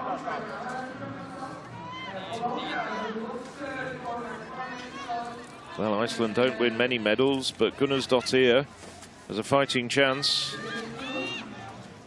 Just short of her personal best, which is just over 16 meters. But to actually respond and throw that sort of distance in these conditions, outstanding. So Bologna, how do you respond to that?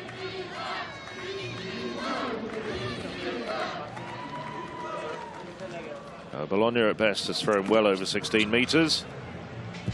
No, she can't respond. So Gunnarsdottir, Iceland confirmed are getting a medal. Yes, and it's their 4th ever medal in the history of these championships. Flosadottir in the pole vault in 1997, a silver, and Anita Hinriksdottir, gold in the 800 meters and bronze in the 800, sorry, both. Right, so Bologna completing her series with 14.44. Just nudged out of the medals with that terrific clutch performance from Gunnarsdottir. There's Sarah Omareggi. Well, she'll be disappointed. She qualified well, but the Briton finished with 14.69 and didn't make the top 8. Now, Pina Akyol, she's got at least the silver medal. Bit of a tall order to improve by 1.5 meters, but she's done well with her final throw. I think that's over 16 meters from Akyol. So she finishes with a flourish as well. 16.15, the Turks' personal best, and that may be near it. Certainly confirmed as the silver medalist. Jerida van Klinken leading with 17.39. Well, 16.19. So the Turk, who's one of the youngest competitors here at these championships, just 15 years of age, improves her personal best by 4 centimeters to 16.19. Well, Van Klinken has got the gold. 17.36 in the first round. And it was doubtful that anybody was ever going to get near to that. Now what can she do? It's tough conditions out there, but we've seen a couple of women. We've seen Akjol and Gunnarsdottir improve with their last efforts. I think the rain is stopping, but the circle is still very wet.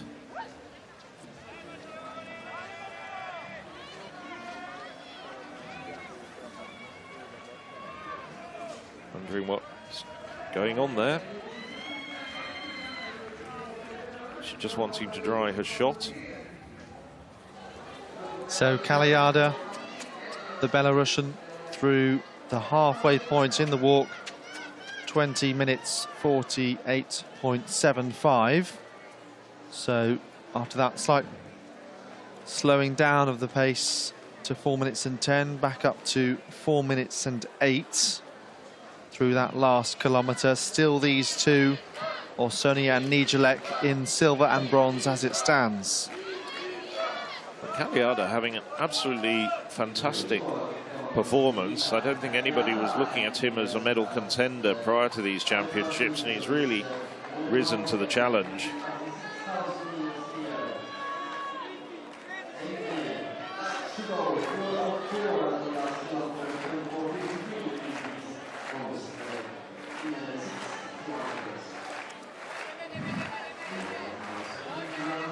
So now she's ready to go into the circle. Jarida van Klinken confirmed as the European champion, psyching herself up. Well, this makes up for her disaster in the discus. And having finished second 2 years ago in Grosseto as a 17-year-old, van Klinken, well, fell short of 16 meters, but now she can celebrate, and celebrate she does. So gold goes to the Netherlands. Jarida van Klinken. Her first round effort of 17:39 was enough for her to take the title here in Boras.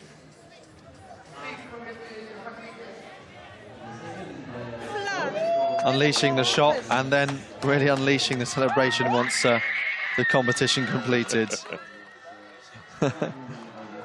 And a Dutch double in the throws for the Netherlands, with Alida van Dalen taking gold.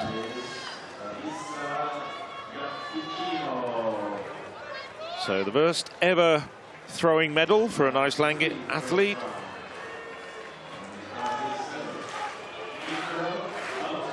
Erna Gunnarsdottir, as we switch our attention back to the track. Yeah, so in this 10,000 meter walk, Nikita Kaliada of Belarus, the top European at the World Under-20s last year, leading the way, 9 laps to go. Holly Mills, her second round effort. This was recorded just a moment ago.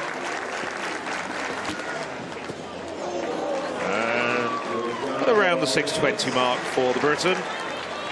Just finished out of the medals in the heptathlon in 4th place. Her second ever heptathlon, of course, but so accomplished in the long jump. Commonwealth Youth Games champion among her titles.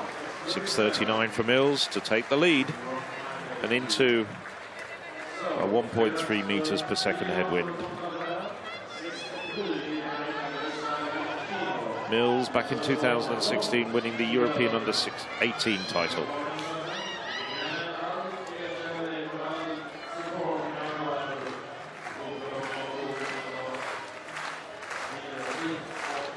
So Larissa Iapicino, the very good Italian,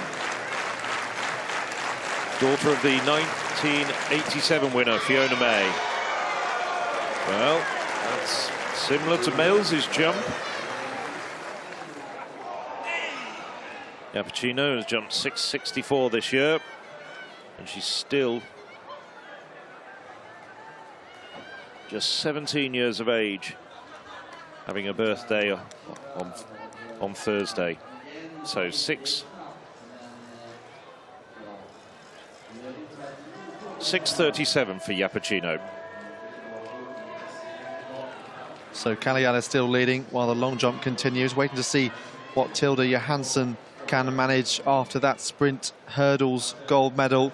Looks like Orsini has broken away from Nijelek in the final of the walk, and they both have 8 laps to go, halfway around the track already, and completing 6,000 meters is Kaliada, 24:53 on the clock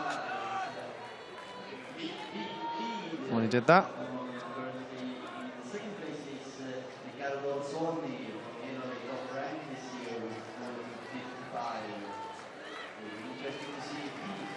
So this latest kilometre, 4 minutes and 5 for the Belarusian, clearing away and looking fairly composed as well. 28:58, the latest split at 7,000 metres in the walk.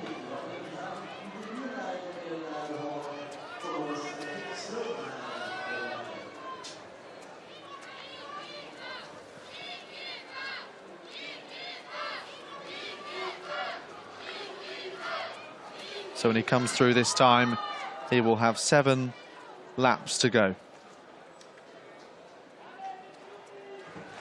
So Tilde Johansson had a foul in the first round.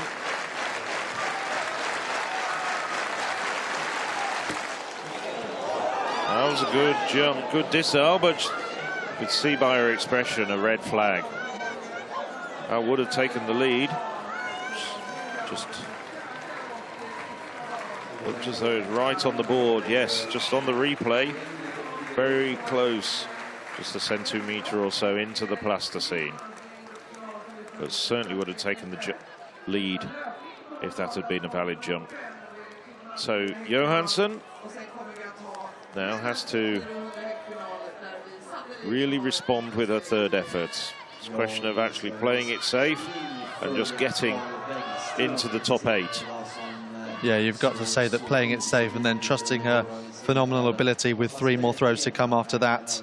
There you can see the foot fault for Johansson. Just a centimetre, barely an indentation into the plasticine, but a foul it was. Very, very close there. So Kaliada, last couple of kilometres have both been 4 minutes and 5. His second and third to get away from the opposition, 4 minutes and 4, 4 minutes and 2. The only couple that have been quicker in this walk.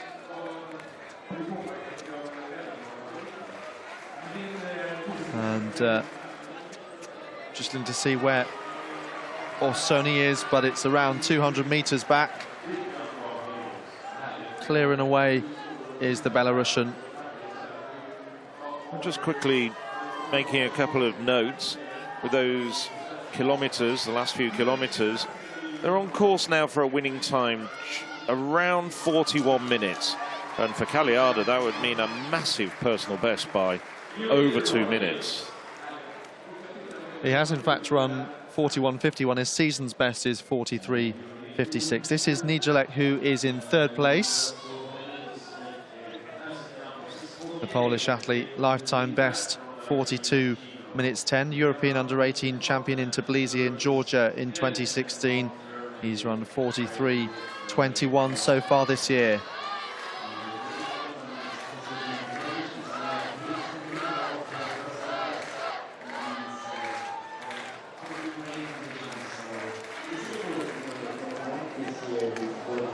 So it's Josie Oliarnik in the second round. Briefly held the lead. Gets the white flag.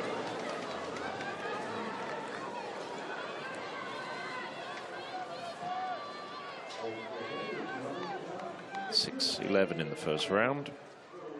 Was there or thereabouts? Yes, 6:14 for Oliarnik. He's passing for only 5 laps to go in the men's race walk. There's the mass ranks from all sorts of different countries. We go from one Briton to another. Ollie Mills, 6:32. Now in second place behind Yapachino. Solid on the board. Good lift by Mills. It's a good jump indeed from Mills. Yeah, two good Brits in this one. Lucy Hadaway also had the standard, but suffered the misfortune of getting a navicular stress fracture and then dislocating her shoulder recently, so I'm sure she would have been here otherwise. So 6:48 for Mills, and she goes back into the lead. That's an excellent jump from Mills, just 5 centimetres short of her personal best, 3 centimetres short of her personal best.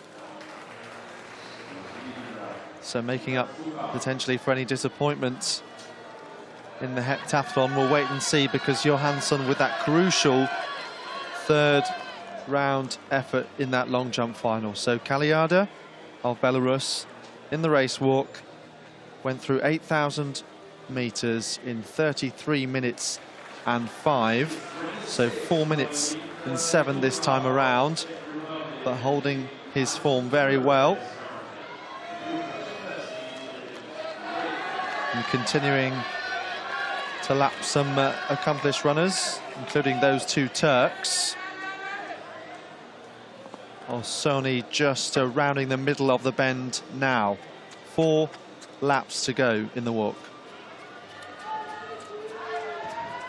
That's Nijelek, who is in third place as things stand.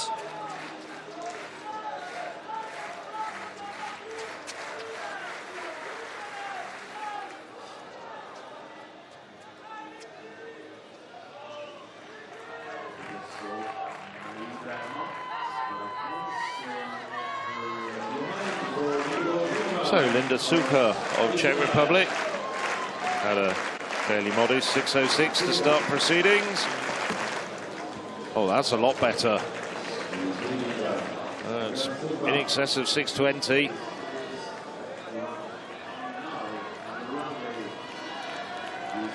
Spot on the board and good lift.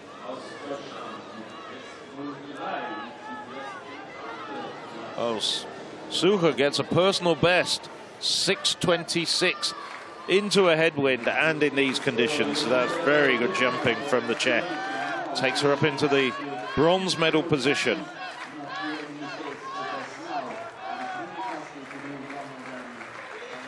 So our leader, Nikita Kaliada.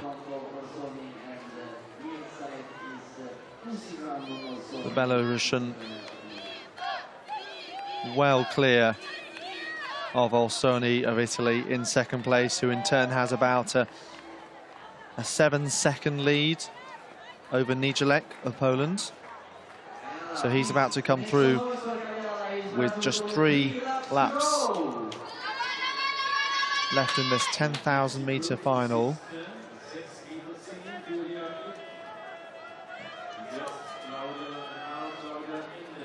There is Olsoni, currently in the silver spot and building that gap back to the Polish athlete all the time.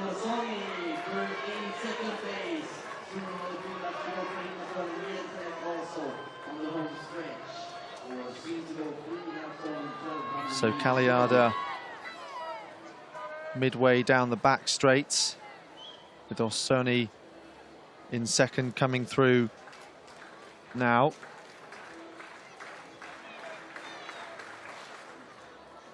And Nijelek looks to be falling further back.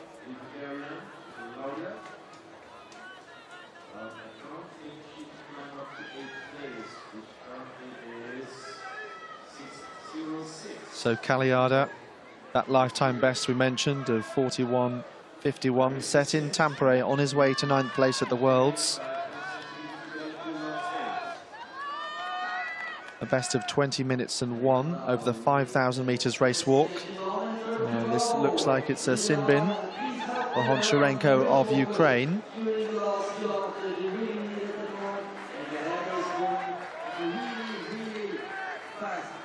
Otherwise, as you mentioned, Phil, the technique looks to have held up well. Very, very few warnings. Infractions have come up on the computer. So just 2 laps and 800 meters of walking left for the excellent Nikita Kaliada.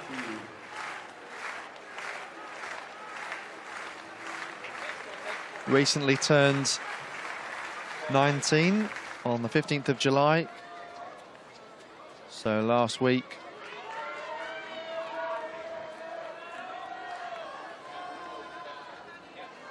shades off, pressure off. The Belarusian well on his way to that gold medal. Olsoni just crossing through now. He has 2 laps to go. Honczarenko is back on his way. And we caught a shot of the Polish athlete in third going down the home straight. Here he is, Łukasz Niedzielek, European under-18 gold medalist 3 years ago.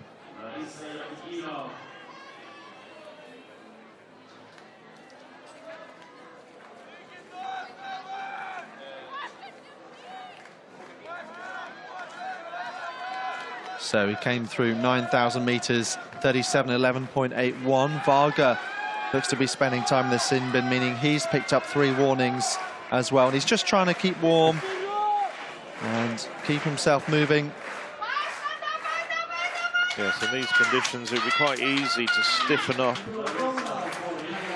And then, like Niamh O'Connor in the women's race, get very quickly a 4th warning and be disqualified for good. 4 minutes and 6 for that last kilometre for Kaliada, who has just 300 metres left to go. Olsoni now looking good in second place.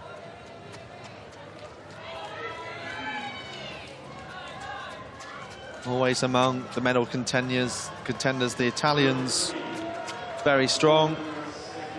They actually got gold and silver at the European under-18s through Finichetti and Andre last year.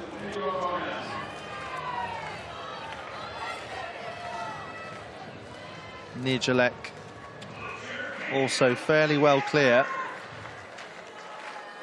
Next walker on the track behind him, Honczarenko of Ukraine. Has been sin bin, so he's not on the same lap. So too the 2 Belarusians just passing his teammate.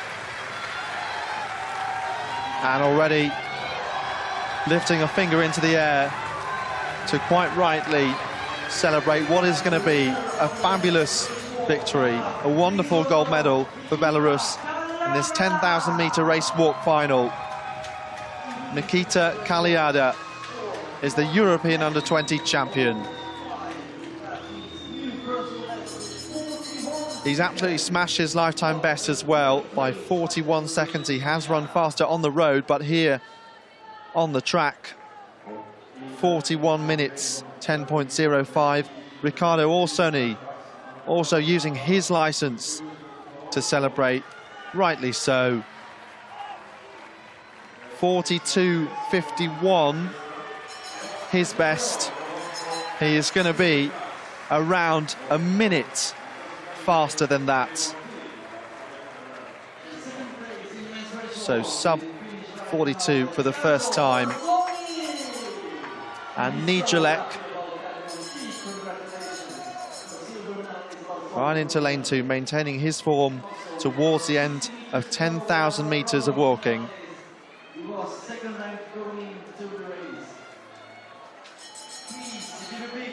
The Polish athletes, his best 42.10, but it's going to be a massive season's best by around a minute. Look like 42.20 on the clock. So these medalists clear and away from their opposition, and good spread in between them. Honczarenko does have another lap. I think it's going to be the second of the 2 Italians, Cosi, that's going to come through in 4th place. Indeed, that's right. And he's delighted as well. He'll celebrate with Olsoni. Long jump final also happening in the field. So the pressure's on for Tilda Johansson. 2 fouls to her name for the Swede, who the event favourite and the crowd favourite, gets it right this time. I think she's taken the run-up back quite a bit. Gets the white flag. But plenty to spare on the board. And the fast, rangy Swedish athlete who took gold in the 100 metres hurdles yesterday certainly gets a valid jump. Now the big question is, how far is it? looks to be in excess of 6:10, which is what she's done in 8th place. Click was down in 6:10, but 6:32 sees her comfortably through to the final 3 jumps, the top 8. So she'll have chance now to attack that lead held by Holly Mills at 6:48. European under-20 lead, 41 minutes 10 for Mikita Kaliada of Belarus. Yes, you don't see too many 10,000 meter race walks on the track. There are some, and Belarus has quite a few. And elsewhere, some of the national championships. It's definitely moving towards the roads, the race walks, both at under 20 level and under 23 level. Now Holly Mills. Well, she's seen Johansson make sure that she gets 3 further jumps. So she's got 6:48 to her name, just 3 centimeters shy of her personal best. That's another good jump from Mills. And the track is noticeably drying out in the last 10 minutes. The sun's out now. So that brief but fairly intense downpour has passed.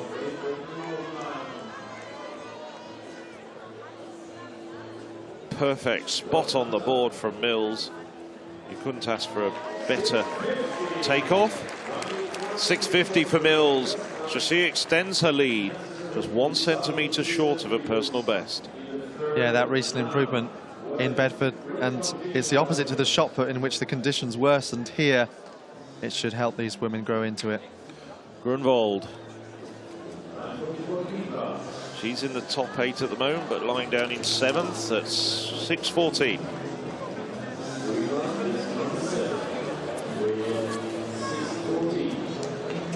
Grunwald recently took the Austrian under-22 title.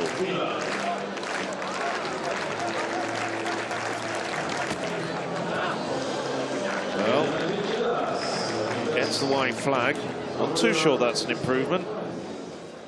Fairly similar to her previous jump.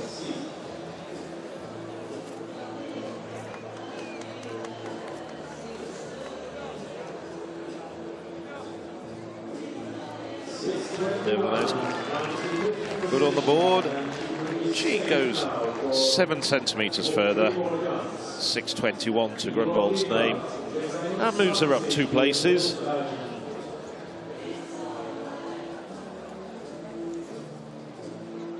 So with field event finals going on, the men's javelin just about to start.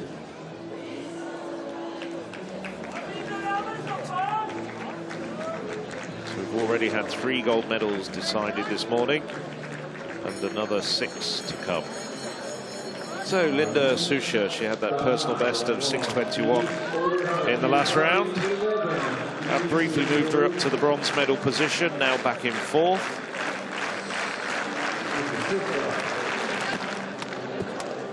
Red flag. Yes, quite clear. She was well into the plasticine.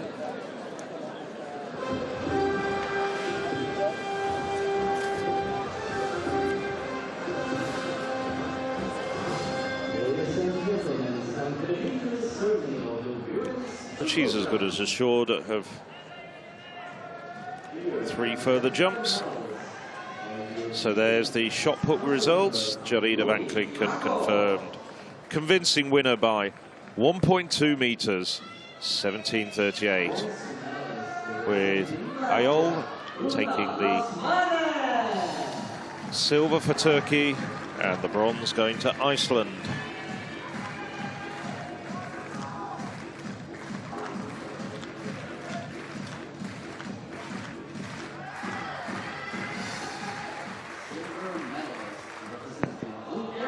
Medalist from yesterday, Lasmana of Latvia,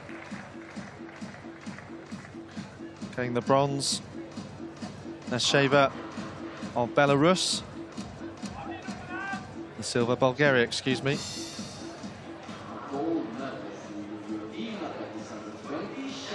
But the European under-20 triple jump champion new Greek junior record of 14 metres for Spiridula Karidi with her first round jump as well. She's also a 6.46 long jumper. A wonderful performance, and no one could catch her in the end.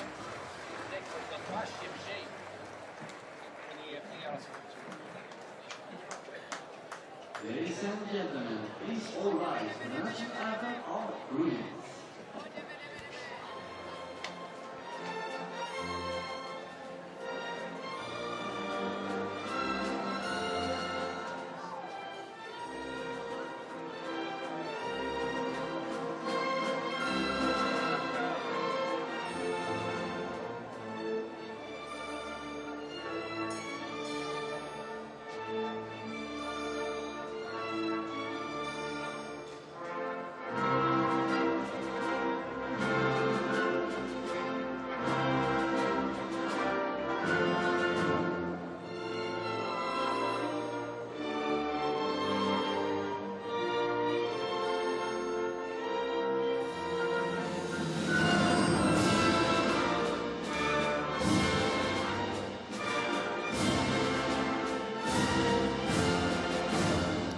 Ladies and gentlemen, European Athletics Under-20 champion!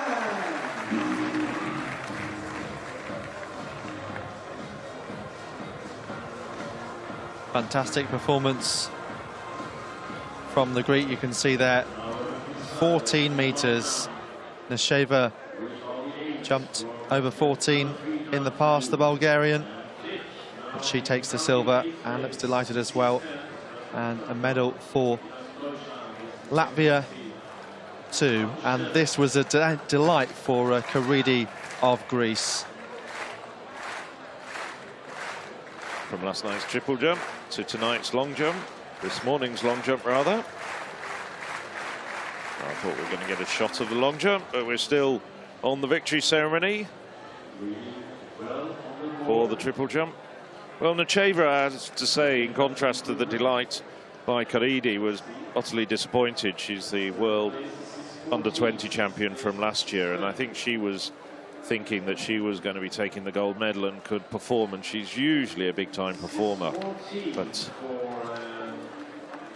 wasn't to be, as we see the 10,000 metres race walk results, the leading results. And just look at how many lifetime bests. There are all yellow stickers next to their names. Season's best and European under-20 lead from Nikita Kaliada, who has taken 41 seconds off his lifetime best.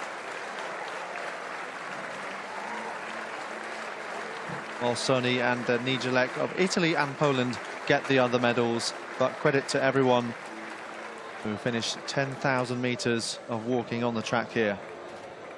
Spots of rain on the camera. We've had that downpour earlier on, looking a little gloomy, even though the sun has come out, and really glad it has, because it means the conditions have improved significantly in the long jump. The track really drying out quite fast as we wait and see what happens in the final jumps.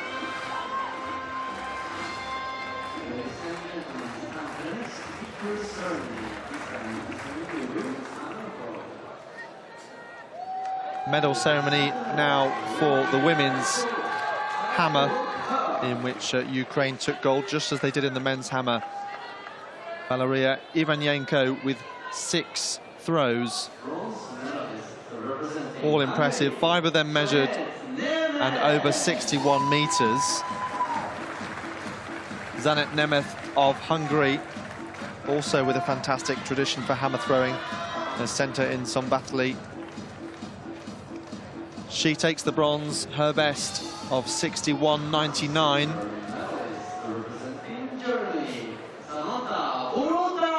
Samantha Baruta, wonderfully confident technique and great speed that she really builds up in the circle, accelerating more with each turn. Really was wonderful to see her throw yesterday. She gets the silver. 63.53 was her best. But the champion, 65.83 for Valeria Ivanenko.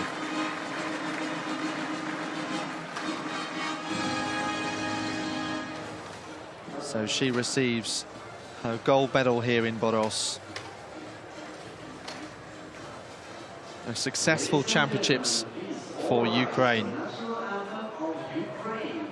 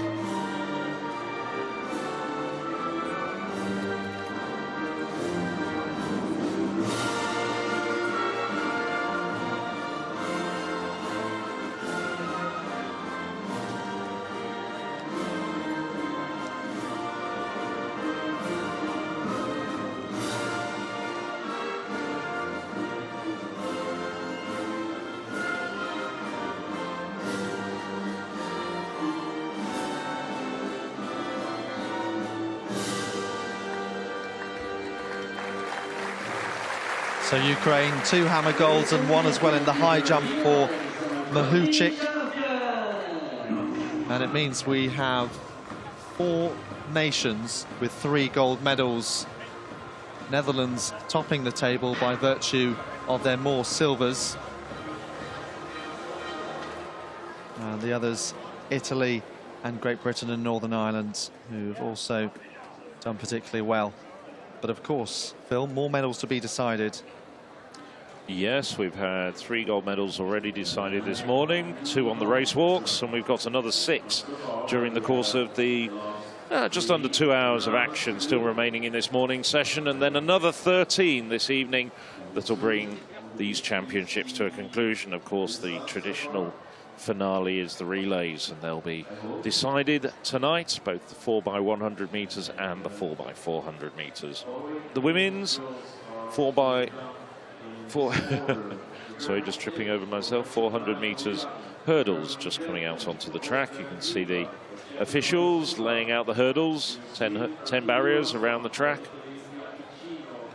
That's scheduled to get underway in well, we're just very slightly behind schedule, almost certainly due to the rain, which really put a brake on proceedings, and also a few of the back markers of the race walk are just taking a little bit of time to get around the track and get across the line, possibly be able to make up those 3 or 4 minutes that we're behind schedule at the moment. But the timetable, results, reports and photographs and videos are all on www.european-athletics.org. And mentioning that, this is the right moment to give a big shout out to European Athletics international partners, Eurovision and Gruyere, and a thank you for their assistance in helping provide this live stream. Well, of course, it's not the only live stream of the summer. Coming up in a few weeks' time, second weekend of August, as we look now at Klick of Germany on the long jump. Just interrupting my spiel about future live streams, but we do have another live stream coming up on the second weekend of August from the European Team Championships in Bydgoszcz, the Super League there, and also the First League in Sandnes in Norway. Well, there was just a brief hiatus for the medal ceremonies, but now it's into the 4th round. Lea Sophie Klick, 6:14, and she's in 8th place at the moment.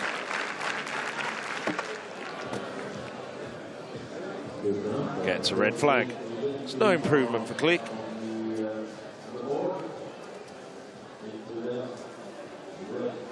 Klick, 18. She was actually second as a 16-year-old at the World Under-18 Championships in Nairobi 2 years ago.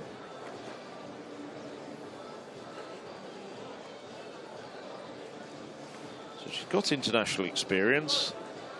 Down in 8th, though, at the moment in this competition.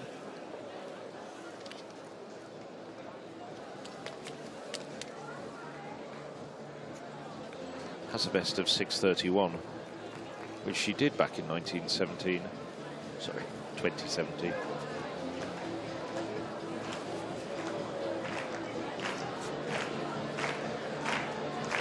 Oliarnik, the Briton, 6:14 in the second round, followed by a foul.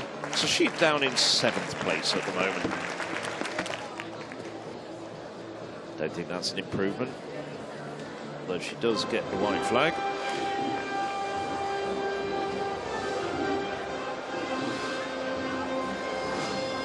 Ladies and gentlemen, it's time for the victory ceremony of the women's shot put. Here to present the medals of musical official Oliarnik, 4th round jump, measured at 5.86. Into quite a strong headwind at 1.9 meters per second. Well, this was the first gold medal in the field to be decided this morning.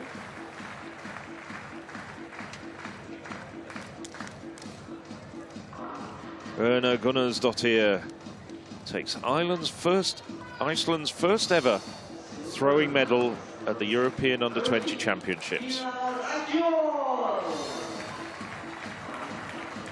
Just 15 years of age, this Turkish thrower. Pina Akol. So she'll be back in 2 years' time when these championships are to be held in the Estonian capital, Tbilisi. Tallinn. Well, the absolutely delighted Jorida van Klinken, having gone so close to a major championship gold in the past. She got silver here 2 years ago as a 17-year-old. Van Klinken now takes gold. 17:39, more than a meter further than anybody else.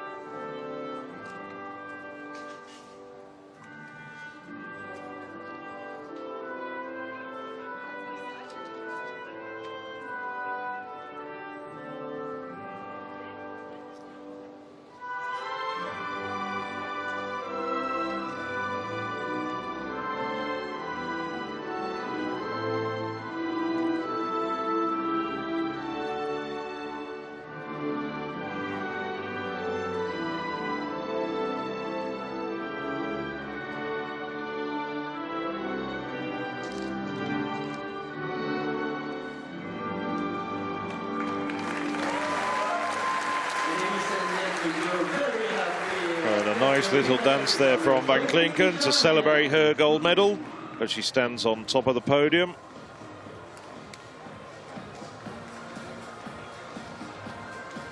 There's the distances, 17:39, 1.2 meters better than anybody else. Akyol, just 15 years of age, gets a Turkish under-18 best. One of 3 15-year-olds in this event. Frukholm in the high jump for Sweden, and Rushak we saw earlier on in the race walk for Ukraine. Yes, but the only 15-year-old medalist here in Boras.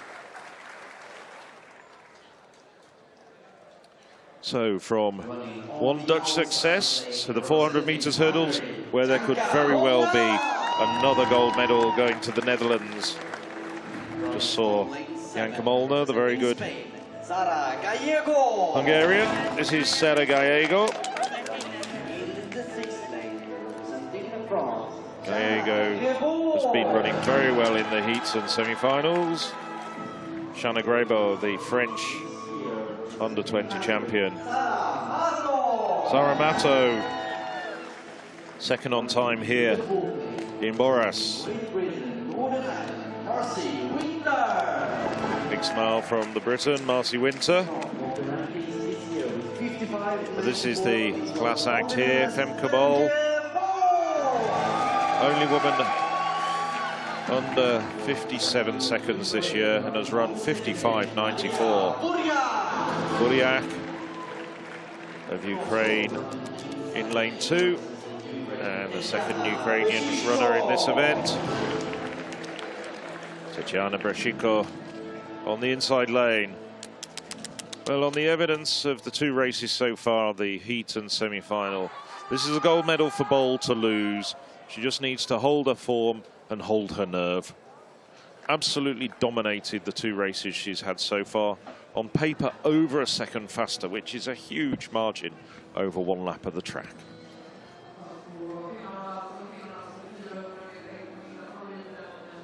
So as they settle into their blocks from the inside, it's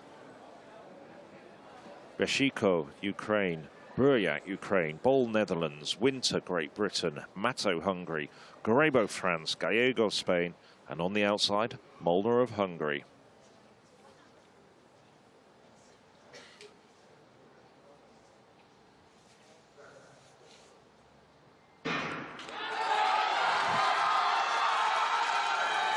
Well, Boll in lane 3 already very quickly away. Also doing well at this stage, it's on her outside, Marcy Winters. So it's lanes 3 and 4 doing well at the moment. And Grebo of France really having an excellent first half of the race. Boll now passing Winter, starting to claw back the gap on the other 4 women outside her. Grebo at the moment, she's running extremely well, the French woman.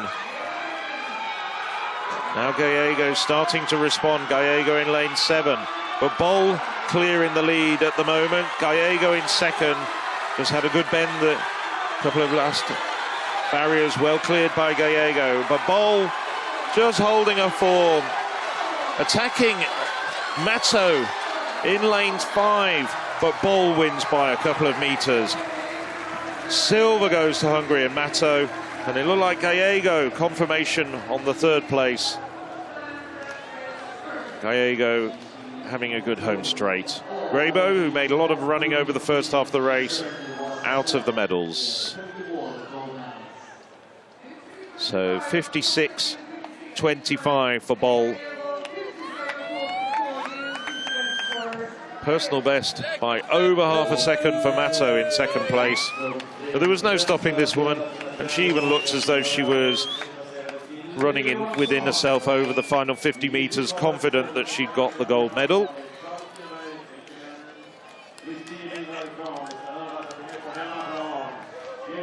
Winter just finishing just out of the medals.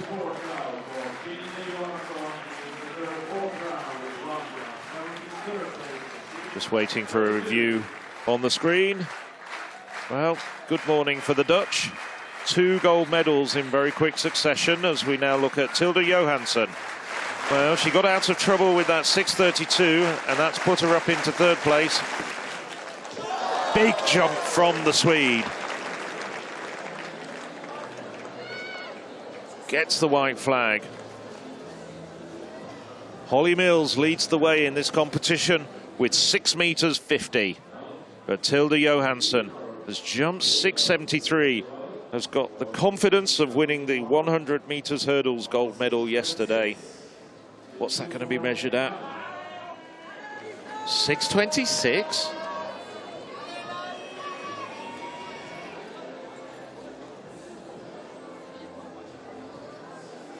A little bit surprised about that. That looked much further. Anyway, we'll get back to the long jump later. This is the 3 medalists in the women's 400 meters hurdles. Femke Boll, well, she was the class apart. Terrific run down the home straight for Sara Matto to take the silver medal. Really drove home, overtaking Gallego and Grebo on her inside. Sara Gallego of Spain coming through for the silver medal. It's the bronze medal. Yeah, you can never quite predict the race, but we always felt like Femke Boll was the outstanding athlete through the heat and the semi-final.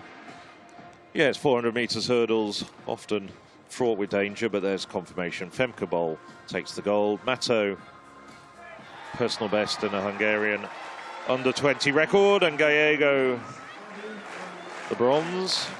Larissa Iapicino, 2nd place, 6:37.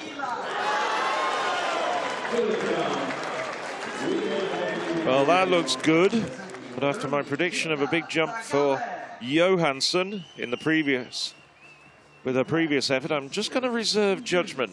Did look further than Johansson's, though. And indeed it is. It takes the lead at 6:51. So Iapicino, well, her mother Fiona May took gold back in 1987. Holly Mills just been displaced from first position.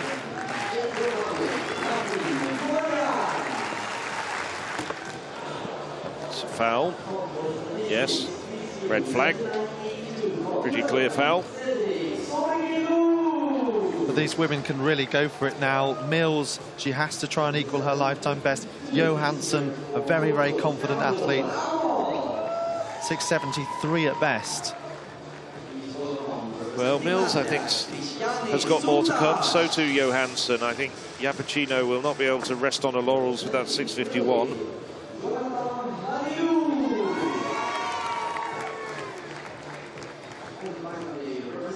Men's javelin soon to get underway. Yes, they've been out there for a while warming up and practicing.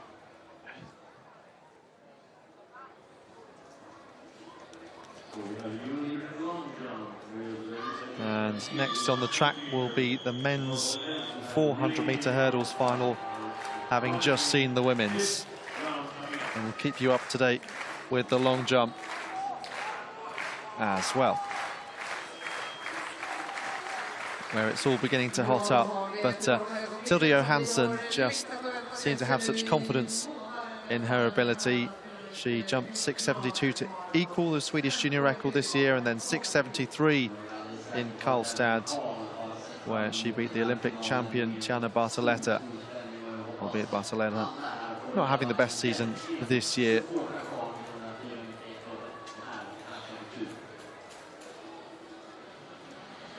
So to the men's javelin, now ready to get going, Simon Wieland, the Swiss.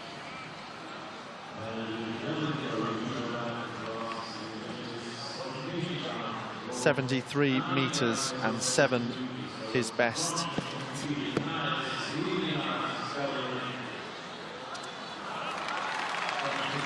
And that could well be a PB to start off this competition.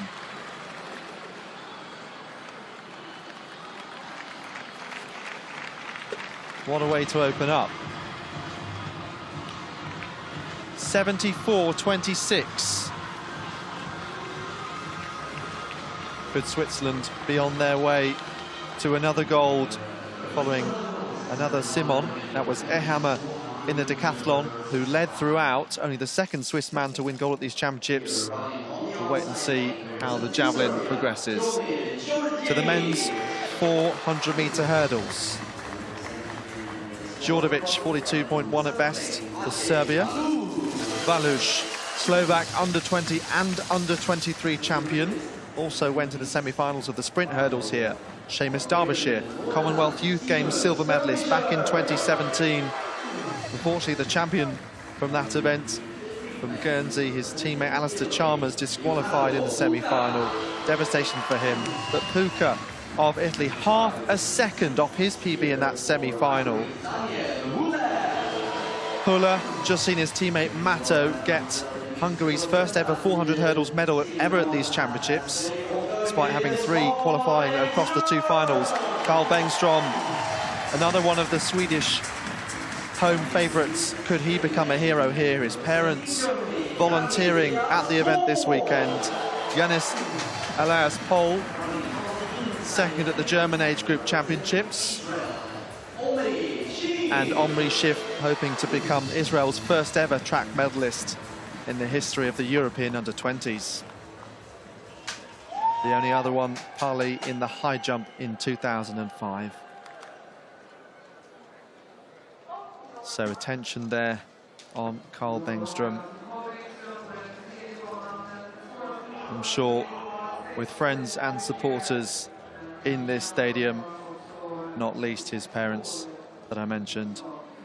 Omri Schiff already guaranteed to be the first Israeli to be inside the top 8 in the history of these championships on the track. So Schiff, Pol, Bengström, Huller, Puka, Derbyshire, Balush and Djordjevic on the outside. So now the final of the men's 400-meter hurdles underway. Carl Bengström off to a great start. Schiff on the inside, but Israel going well also.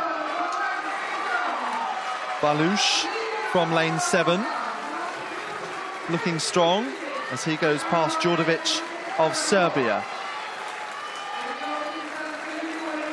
Bengström hurdling well. He's past Leonardo Puka, who has 2 lifetime bests, both from the heat and the semi-final. Coming into the home straight, Bengström shading at the moment as he rises first. Can Derbyshire close down the home straight? What about Balush? Good fight for the medals, but Carl Bengström well and away, and he takes gold for Sweden. Fantastic delight for the home crowd and his family watching as well. 50.32 for Carl Bengström. Just like Johansson in the sprint hurdles yesterday, another gold for Sweden, which is wonderful to see because they put so much passion, so much energy and commitment into hosting these 2 tournaments in Gävle and now Boras.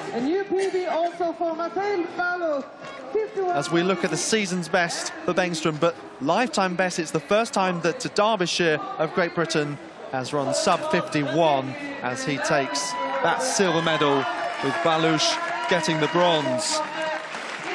Well, all credit to Bengström. He was installed as the favourite after the disqualification of Alistair Chalmers in the semi-final, and he managed to live up to all the expectations.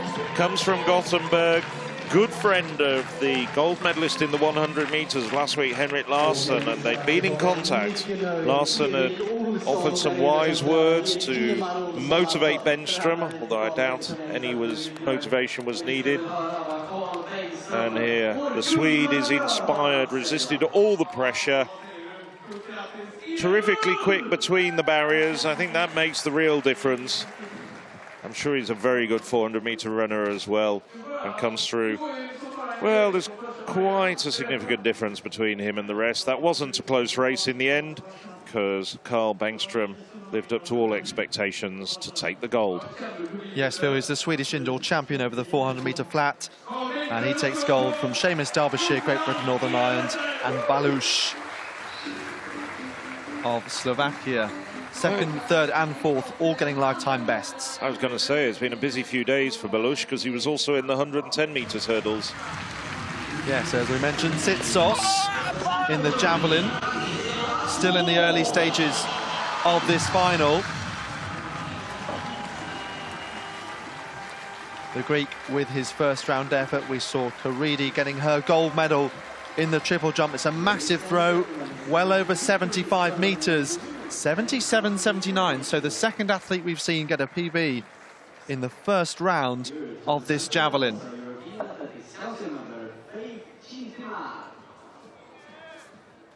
So wonder how some of the other competitors can respond. Long, long way to go.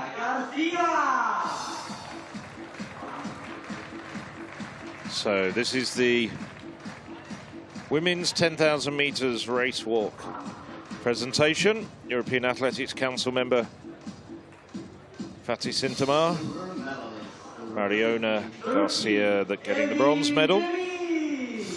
Emil Demir really dug deep. She'd been overtaken by Garcia and then fought back to get the silver medal. Fantastic performance on the last lap for Demir. But the person who dominated the race from the gun, she went into the front and was probably only out off the lead for about the first 5 to 10 metres. Median Beckmaz, well, she got a silver in the World Under-20 Championships last year. Now she gets the gold on a European stage.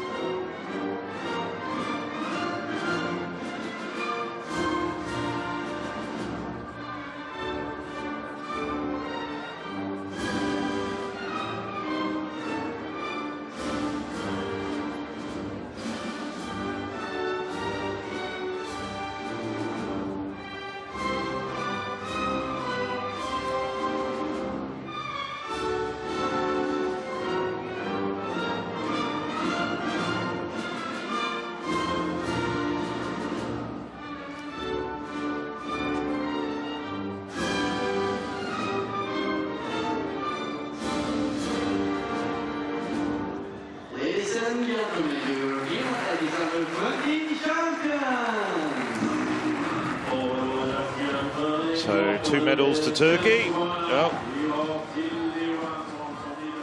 Pekmaz decides to take a step forward, and she finishes almost 2 minutes in front of Demir.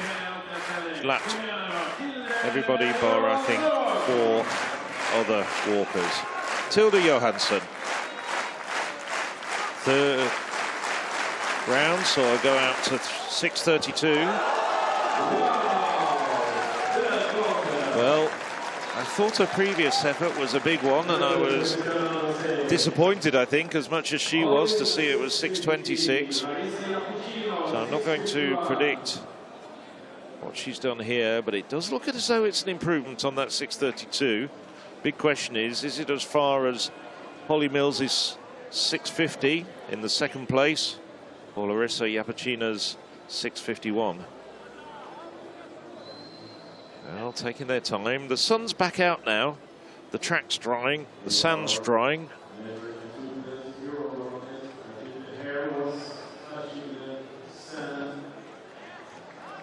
Still waiting.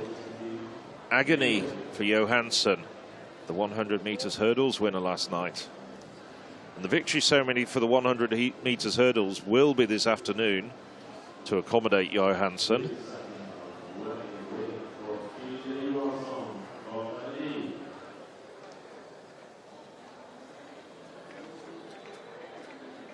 So just looking to see where this will be measured. Good heavens, 6:52. Johansson takes the lead by 1 centimetre. Just look at that on the left-hand side of your screen. 6:52, Johansson first place.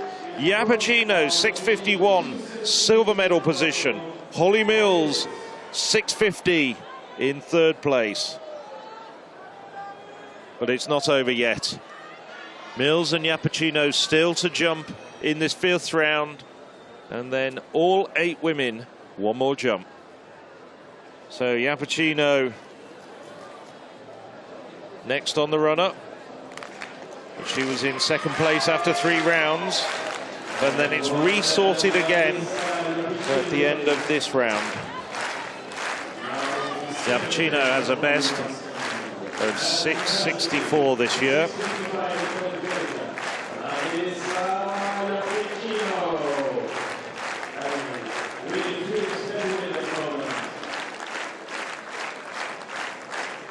And certainly in Italian competitions, she's been a ferocious competitor, even against senior opposition.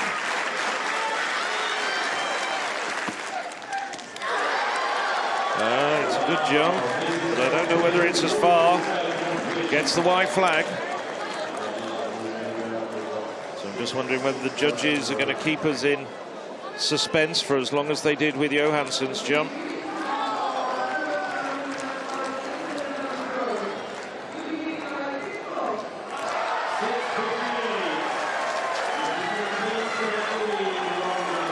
.658.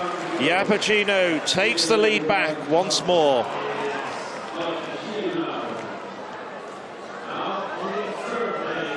So now Holly Mills needs a lifetime best to improve from her 3rd place. Just missed out on a medal in the heptathlon, finishing 4th.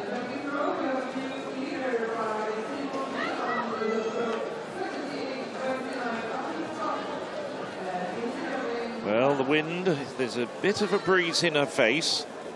Yapachino and Johansson's jumps were into roughly a 1 meter per second wind.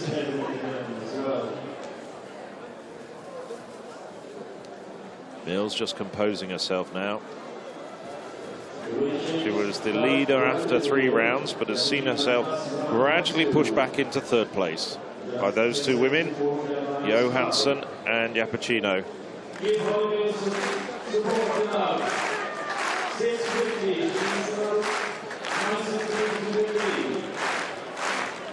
So the Briton now ready.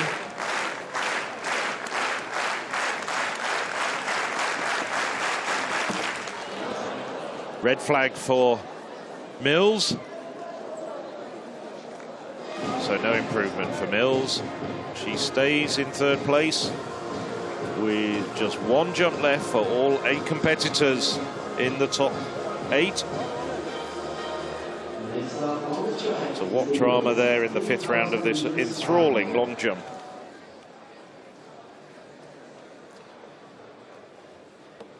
So it's the 3,000 meters for women.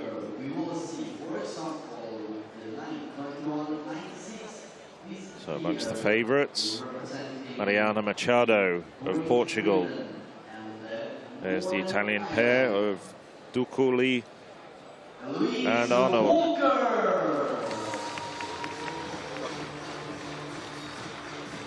Eloise Walker, very good Briton.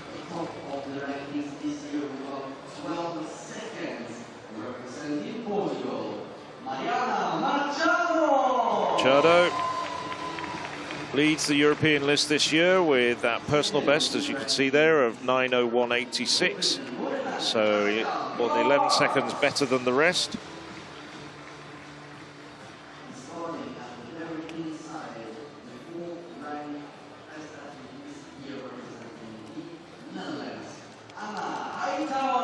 Papenfuss, well, we saw her get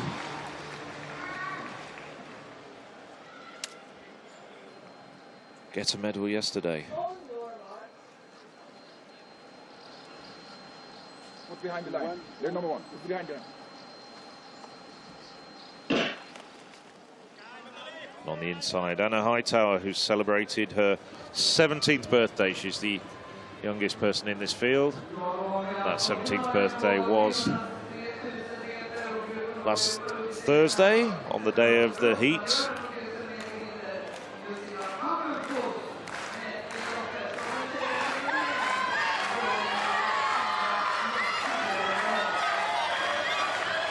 So all bunched together at this stage as they embark on 7.5 laps of the track.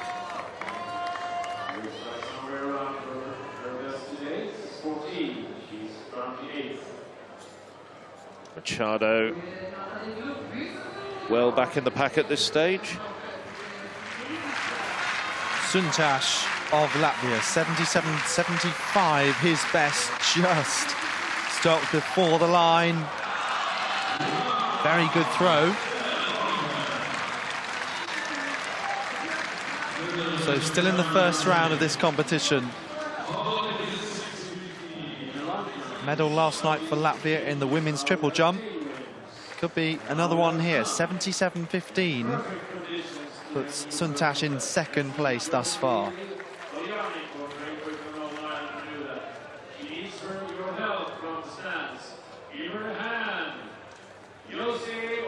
Simon Wieland, we saw his 74-meter throw with his first effort. Another that comes to a dead stop before the line. Another great throw.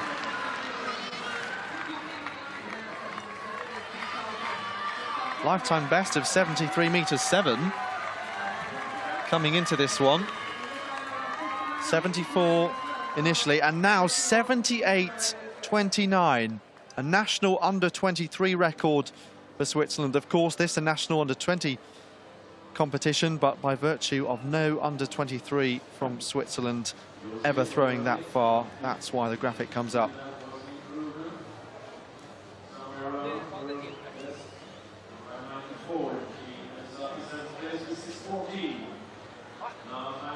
So it's still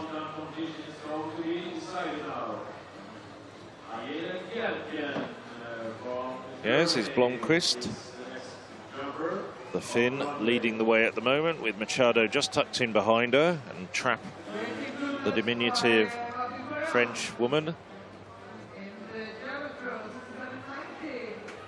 French well up there. This is a fairly relaxed pace. Nobody's really struggling too much at the moment. Perhaps Hightower just looking a bit tired, the 17-year-old at the back for the Netherlands.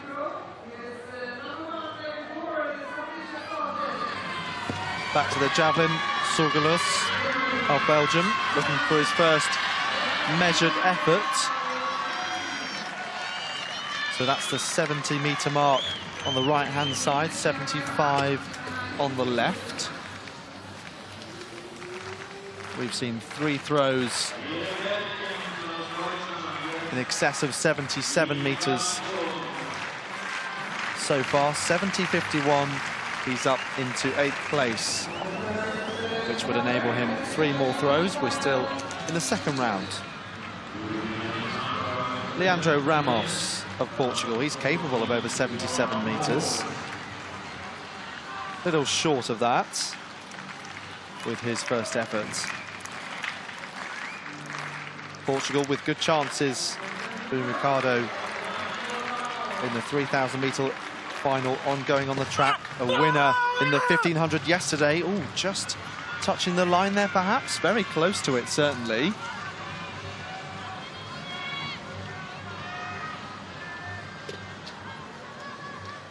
Yes, just getting the red flag there as he rolled onto his side. It was extremely close.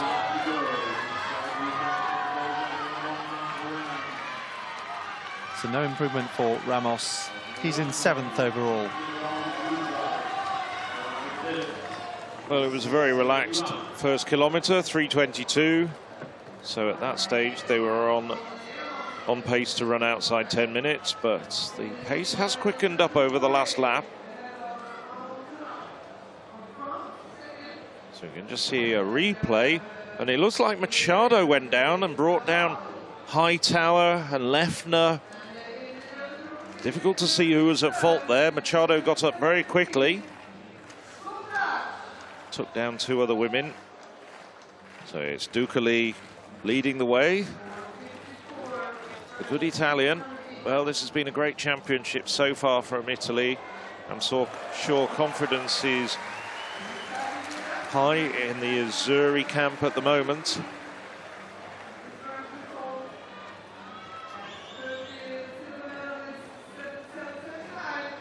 Also in there, the Frenchwoman Trapp as well. She stayed clear of all the problems.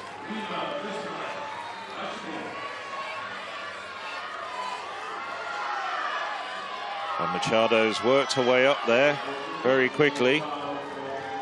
Also in there is Mendayeva, the Russian, running as an authorised neutral athlete. Papenfuss, the steeplechase bronze medalist last night, tucked on the inside. No athlete has yet won 2 medals, so Papenfuss is in there with a chance. Suntas with his 2nd round ever in this javelin final.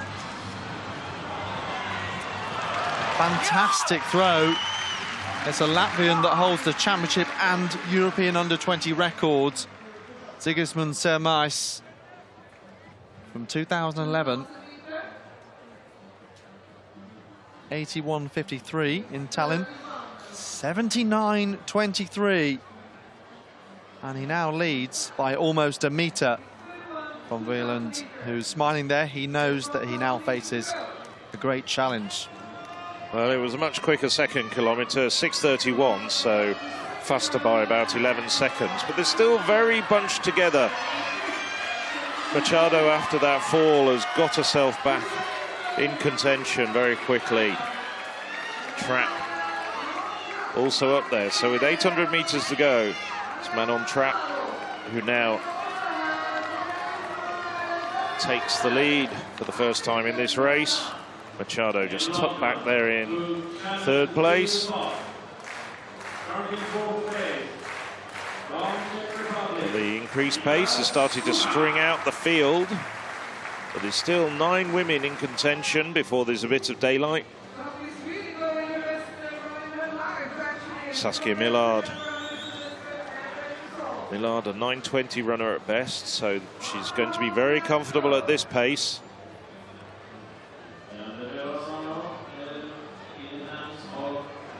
Papenfuss, the bronze medalist in the steeplechase, still tucked in there, but starting to look a little bit tired, as is Blomqvist, who set the pace very early on. So now it's Trapp.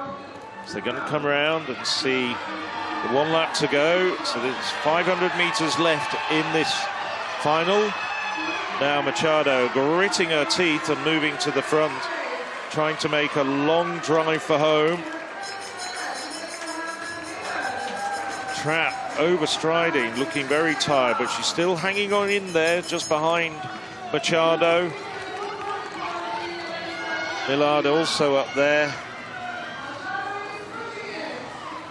And the Spaniard on the inside, Eliasara, very much still in contention. Dudek, the pole on the outside. She managed to avoid any trouble. So it's Machado working really hard, just coming up to 200 meters to go. Dudek following her. So Machado, Dudek, Millard, and Trapp. That's the 1, 2, 3, 4, and then daylight starting to appear amongst the rest of those leading women. Well, Machado still powering on, working hard. The taller figure of Dudek trying to get on the shoulder of the Portuguese runner.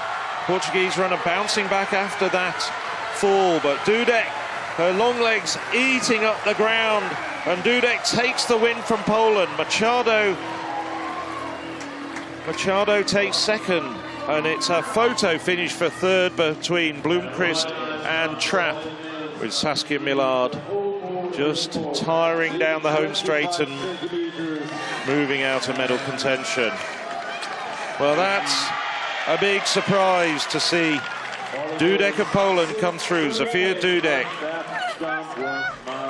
not ranked in the top 10 women in Europe this year, but comes through, has a turn of speed down the home straight. Machado, well, that fall has got to have affected her, but came through for a gutsy silver medal. So now, the sixth and final round, it's Mills in the bronze medal position, but I don't think that's going to move her up.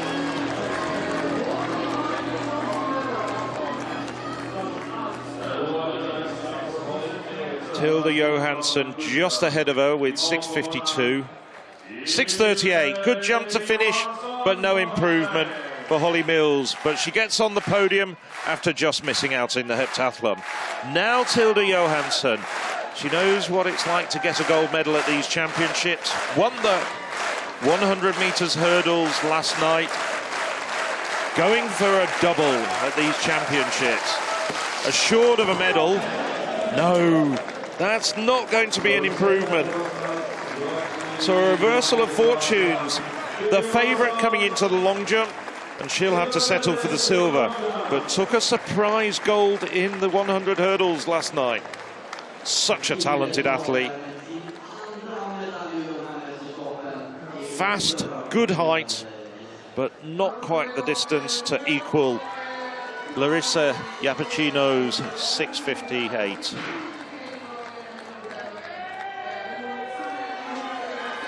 So Johansson, she knows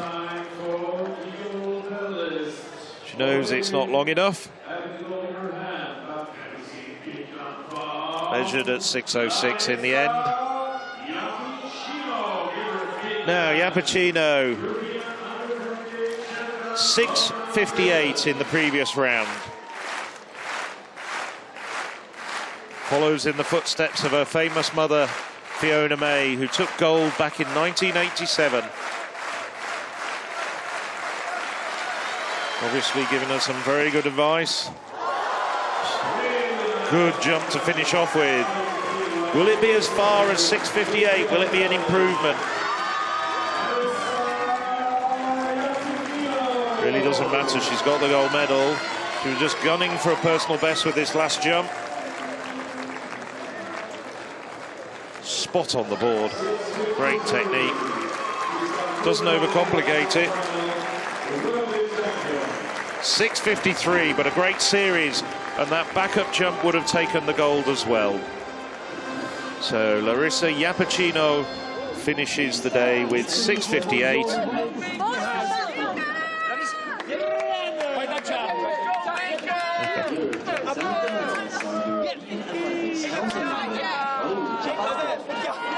And there indeed is her mother, Fiona May. I wondered whether we'd see her at some point.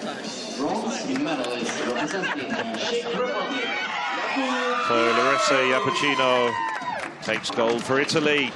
And that's the 4th gold medal for Italy in these championships. The only other time they've scored 4 gold medals was back in 1993. Yeah, adding to Paisan in the men's 100, Fontana women's 100, and Scotty in the men's 400 metres last night.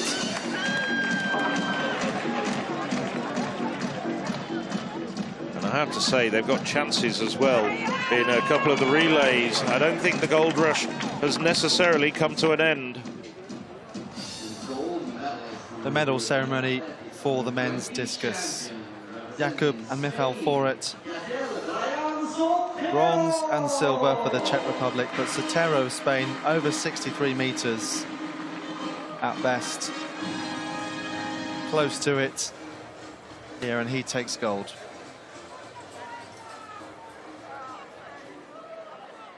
Ladies and gentlemen, please all rise for the national anthem of Spain.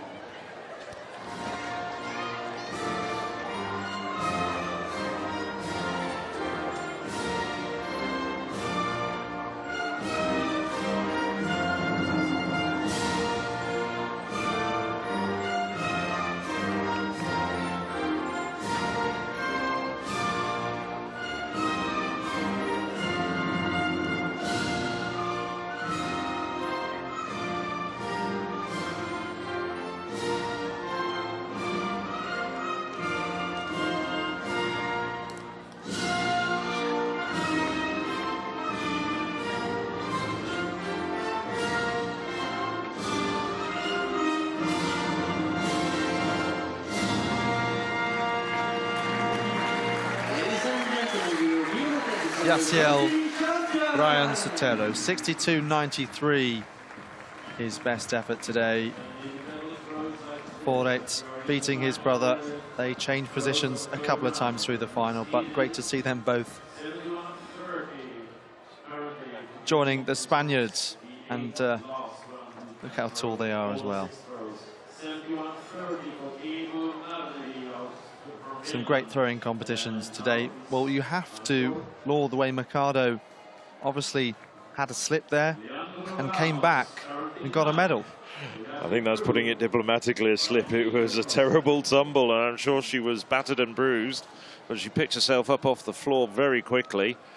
If the race was longer, I think she'd have taken her time and got back into contention, but it's only over 3,000 metres. It's another famous faller who then went on to get gold was Lassie Viren in the 72 Olympic 10,000 metre final, but Machado didn't have that luxury of that many laps. So Zofia Dudek, though, let's not take anything away from Dudek. She ran just over a second outside her personal best to take gold. Maria Machado 6/10 further back, and it was Dukeli who in the end, who led for so much of the race, who got the bronze in that 3,000 metres. In the javelin, Simon Wieland has already improved on his lifetime best by more than 5 metres. 78.29, already 8 metres further than he threw last year in Finland, where he was in the top 8. But he's going for gold here, and that could be even further.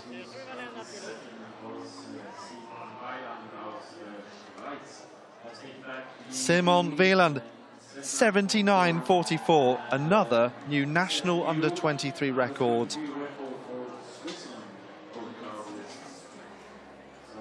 In a good position to follow up on Ehammer's decathlon title. Sorgelos of Belgium, last time we saw him, he was in 8th place. Big improvement for him on 70.51 in the second round. Close to 75 metres here. Just off to the right-hand side, it's 74.32. You can see quite a big gap up to the medals, but still a huge improvement, up 4 places overall in the standings. Well, some of these men looking on fantastic form as we look at the final standings here, the long jump. Tilda Johansson, very close between her. Holly Mills in third place. Medalist from Britain. Great competition. At one point it was 6.52 from 6.51 from 6.50. Mills from Yappuccino and Johansson. Here is Ramos of Portugal.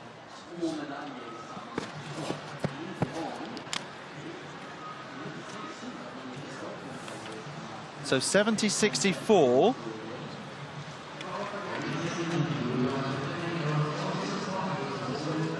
In the first round for the Portuguese. 63.70. So at the moment he's in 9th spot. And that looks to mean that he will get no further throws in this competition, along with Maulu of Italy, Sagawi of Germany, and Mucha of Poland. Mucha. Some of the decathletes watching on there. That looks like Jack Turner, bottom right of your screen, trying to spot any other famous faces. Looks like Kate O'Connor as well in the middle of the stand, who got silver in the heptathlon, if I'm not mistaken.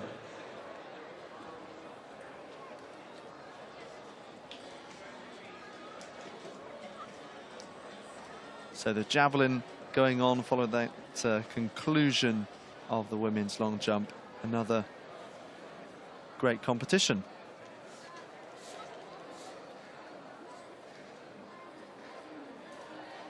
So the first heat, this is going to be of the women's 4x100 meter relay. We will have 3 of them, and it will be the first 2 in each, and 2-time qualifiers going through to the final, which will of course be in the last session of these European Under-20 Championships this evening. So the Swedish team going on the inside: Switzerland, Norway, Austria, the Netherlands and Germany all lining up. So Netherlands, 4 gold medals already. So too the Italians, who will go in the second heat.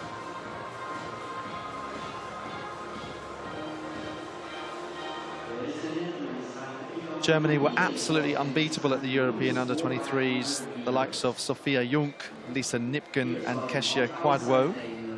Here they'll have Uphoff, Fetch, Schimpf and Klebens.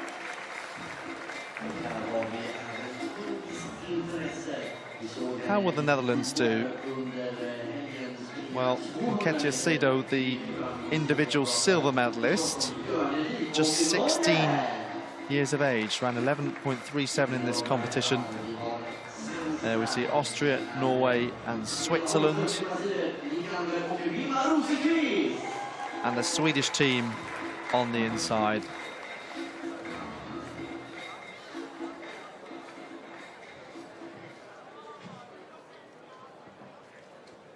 So once again, the first heat of 3, the women's 4x100 meter relay.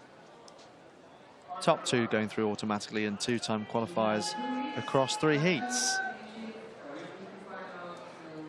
You expect Germany to be well drilled. We'll wait and see whether Sedo lines up in the heats for the Netherlands. She has had a couple of days rest, so you'd think fairly likely.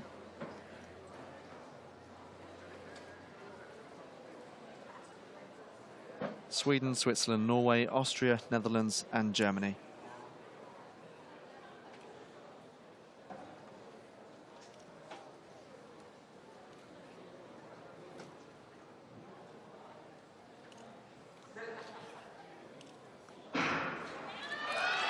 So, all about getting the baton round safely and as fast as possible as well. Germany on the outside, being chased down by the Dutch quartet. Switzerland also having a good start, just getting the baton. Better change over than the Norwegians by a touch.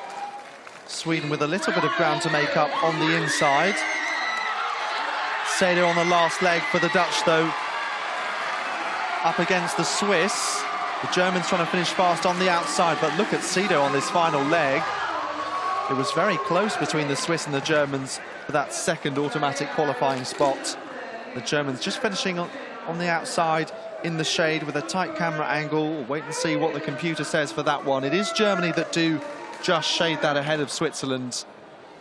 It's a European under-23 lead for the Netherlands, 44.16. And Germany 44.69. Austria, by the way, have run a national junior record, but in 5th place, unfortunately, no chance to qualify for that final.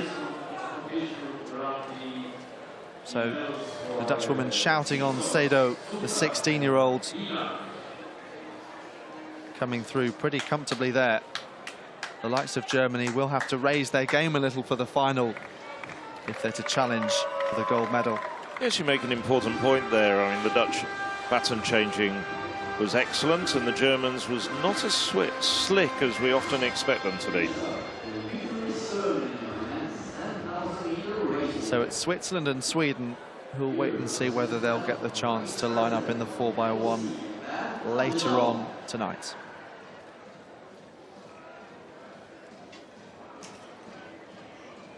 But the Dutch can be particularly happy. 2 more heats to come. Yes, looking at the Dutch, I think they've actually put out their strongest team just to make sure of qualifying. They saw that it was just the first 2 home, and they were probably expecting the Germans to challenge them a bit more strongly. So the medal ceremony of the men's 10,000 meters walk. That's right. Lucas Nijelek taking the bronze for Poland, the European under-18 champion from 2016. And then Orsini of Italy, who came in as the European under-20 leader, but that spot taken from him by the gold medalist here, Nikita Kaliada of Belarus.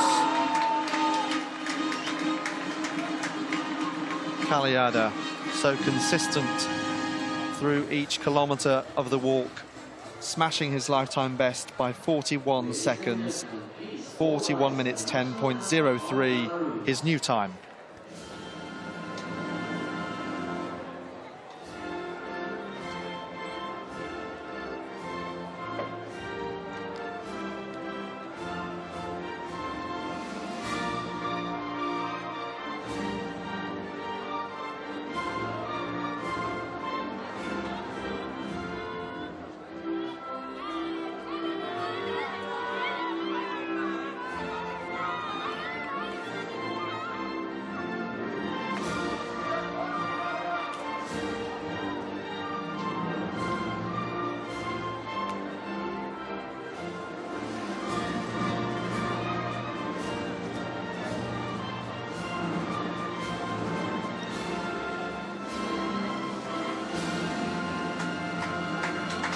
Ladies and gentlemen, the European Athletics Under-20 champion!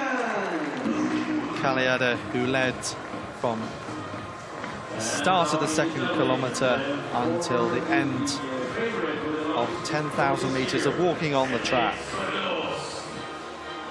Huge lifetime best for Orsoni in second place as well.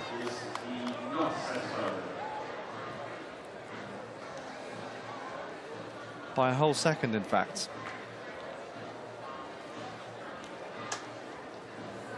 Strong medal haul once again from the Italians. I wonder how they'll go in the second heat of the women's 4x1, which is coming up in a moment's time, but clearly they've spotted themselves on the big screen.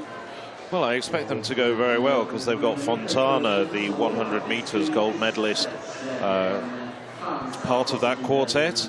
I wouldn't be at all surprised if they're amongst the leading 2 home and get automatic qualification for tonight's final. Also very good quartets from France and probably Belgium as well. More on that in a moment. Back to the javelin, which takes centre stage for the time being, and rightly so, because Bieland and Switzerland leading at the moment 79-44 in the third round. Suntash, also a lifetime best, 79.23 in the second round. We're now in the fourth. This is Tsitsos of Greece. 77.79 was his first go. Not improved since then. A little bit of space on the runway. Let's have a look. So far shorter of what he's managed earlier on. A strong series of 3 throws over 70 meters. Wieland, 3 throws over 74 meters, and he's in the gold medal spot. 3 consecutive lifetime bests. Not many athletes we've seen do that. A couple of the decathletes, Diakite and Neugebauer, all of their throws successively were PBs. Suntash of Latvia looking very determined here.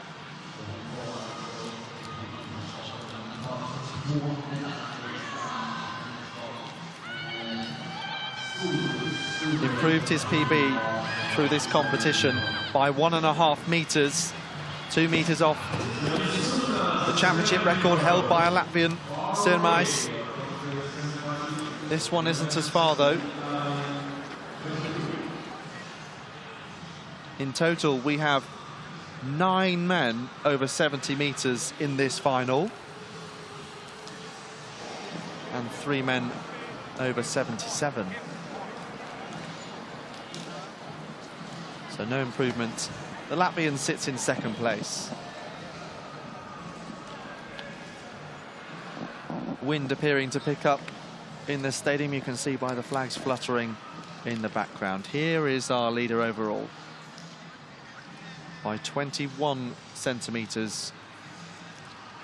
A pair of national under-23 records for the Swiss. Improving throughout the series as well.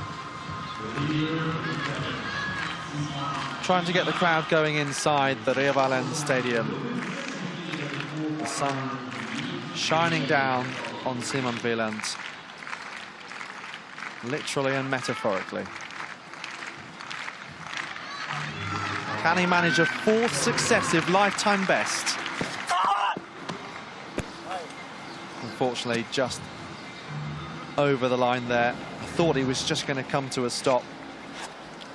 One of the hardest thing to do in the javelin, really building up the acceleration, speed on the runway, and then blocking to come to that dead stop. The transfer of energy, having your arm as far back as possible, getting the angle of release right as well. He's mastered it so far that he's in the lead. The second of 3 heats in the women's 4x100 meters first round. Just quickly whiz past the French. There's the Belgians, Portugal. Perhaps the favourites for this. That's Ricky on the first leg, but the 100-meter winner Fontana on the third leg. Ireland, and on the inside Finland. Well, it's 2 to go through automatically and 2 fastest non-automatic qualifiers. Italy have a very good quartet of Ricci, Herardi, Fontana and Gala. The French can boast of 200-meter silver medalist Jemima Joseph on the last leg. So Italy and France, possibly the favoured teams to go through. So from the inside, it is Finland, Ireland, Italy, Portugal, Belgium and France.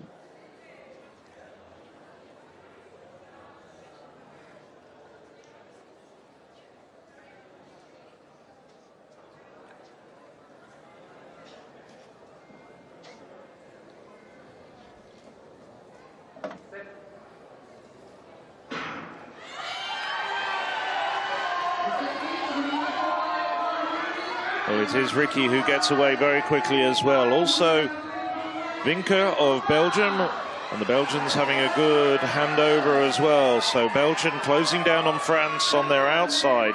But it's Italy running well at the moment. Oh, the Italians had a dreadful changeover. Absolutely shocking changeover as Belgium streak away. And it's Rosius to Goossens. Well, as you might expect, Joseph, the silver medalist from the 200 metres, running well. But it's France just pipping Belgium and Italy back in third. Well, the Italian chances fell apart with that second changeover, which was awful. It has to be said, it was Fontana who was partly at fault for that. Nevertheless, France get through, in principle, thanks to Jemima Joseph and that terrific anchor leg from the 200 metres silver medalist. Belgium in second. Oh, here's that second changeover. And Fontana's just seemingly jogging out of her blocks. Just wait. It was a decent bend once she actually got the baton in her hand, but there was too much ground to make up for the Italian anchor leg runner Gala. And Joseph just coming through in the last couple of metres. Italy could still make it through because they were 400ths faster than the Swedes, who ran in the first heat. Looked like we lost the Finnish team there just as they came into the home straight. Yes, I was wondering whether the Swedes, if they did get through, would have Tilda Johansson, but that's become a moot point. France 45.01, Belgium 400ths behind, Italy 45.33.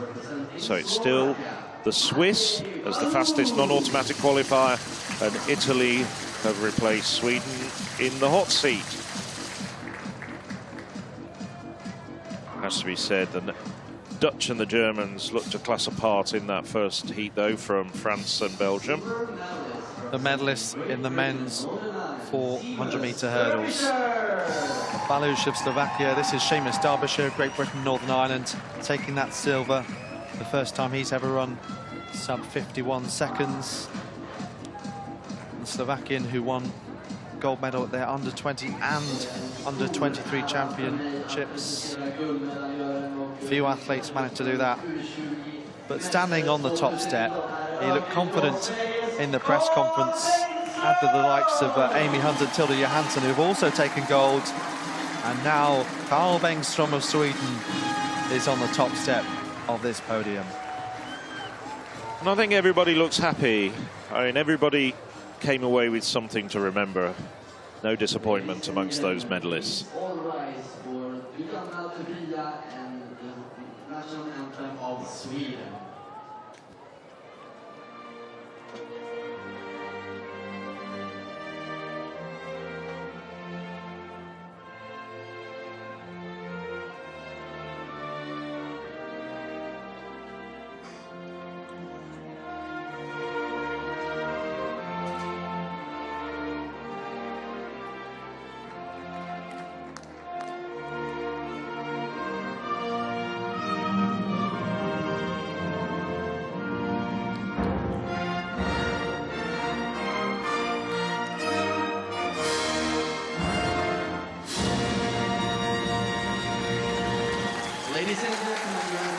Many standing up in the stadium for the Swedish national anthem, and it's great that the home crowd has something to cheer. Very popular victory for Carl Bergström. 50.32 the time, PBs for both Derbyshire and Balush.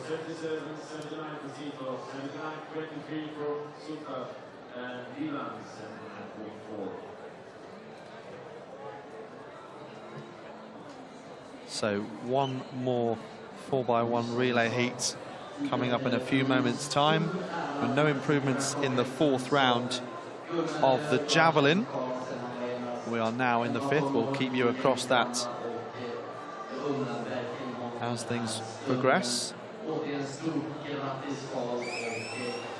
An ultimate session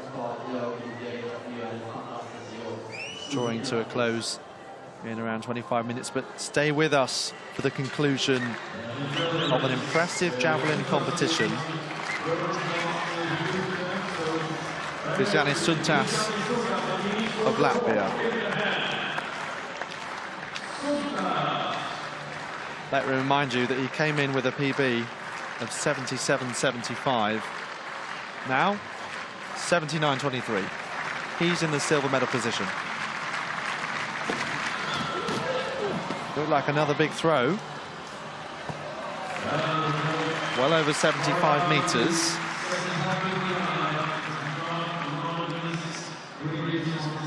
Just look at his athleticism. His chin almost touching the ground there.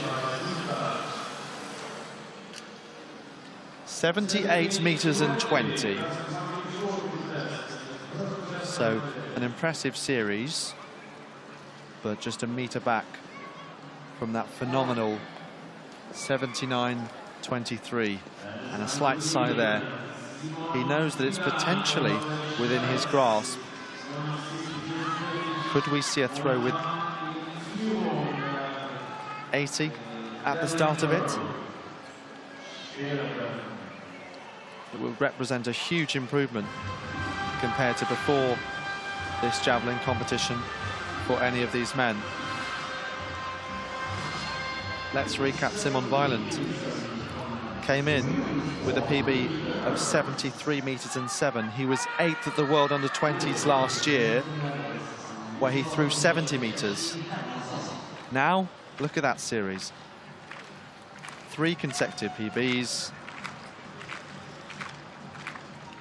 2 Swiss national under-23 records.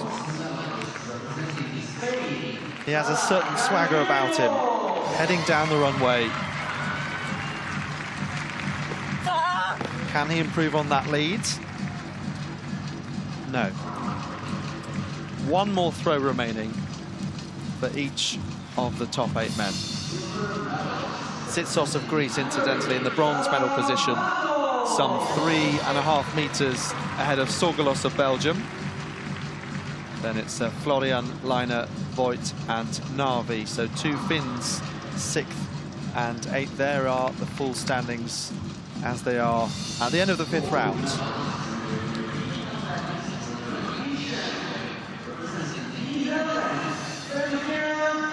So the women's 400 meters hurdles medal presentation.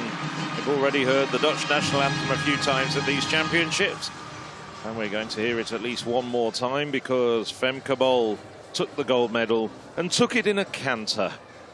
She was overwhelming favourite and delivered in the women's 400 meters hurdles.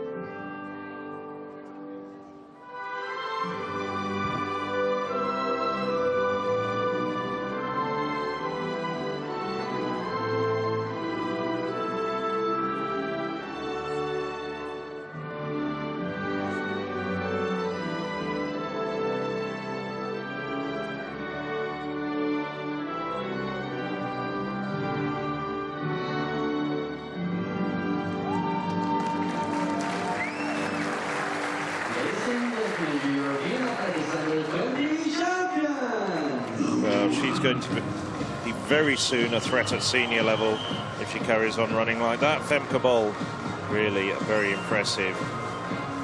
National under-23 record for Sadamato, the Hungarian, and Sara Gallego completing the lineup on the podium, the Spaniard taking the bronze medal.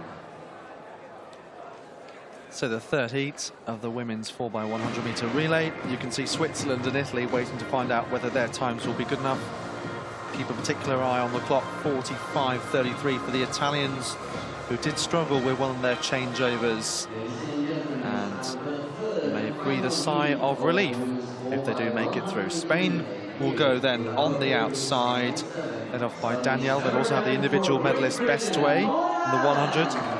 Pemberton, Amy Hunt, the 200-metre gold medalist, and Ali, who bring them home, who just missed out on the medal in the 100. Then the Israelis. And Poland on their inside, Czech Republic. And last but not least, Hungary.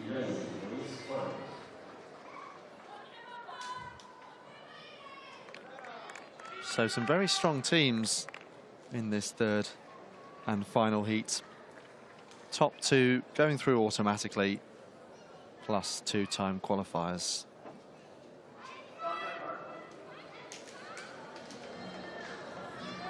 Netherlands and Germany from the first heat, France and Belgium from the second. We're about to find out who will join them.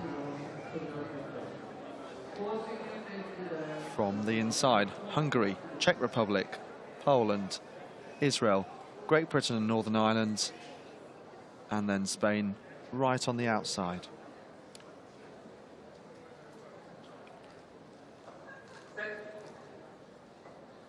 So lanes 3 to 8 being used, they're all underway. Good start by the Polish quartet.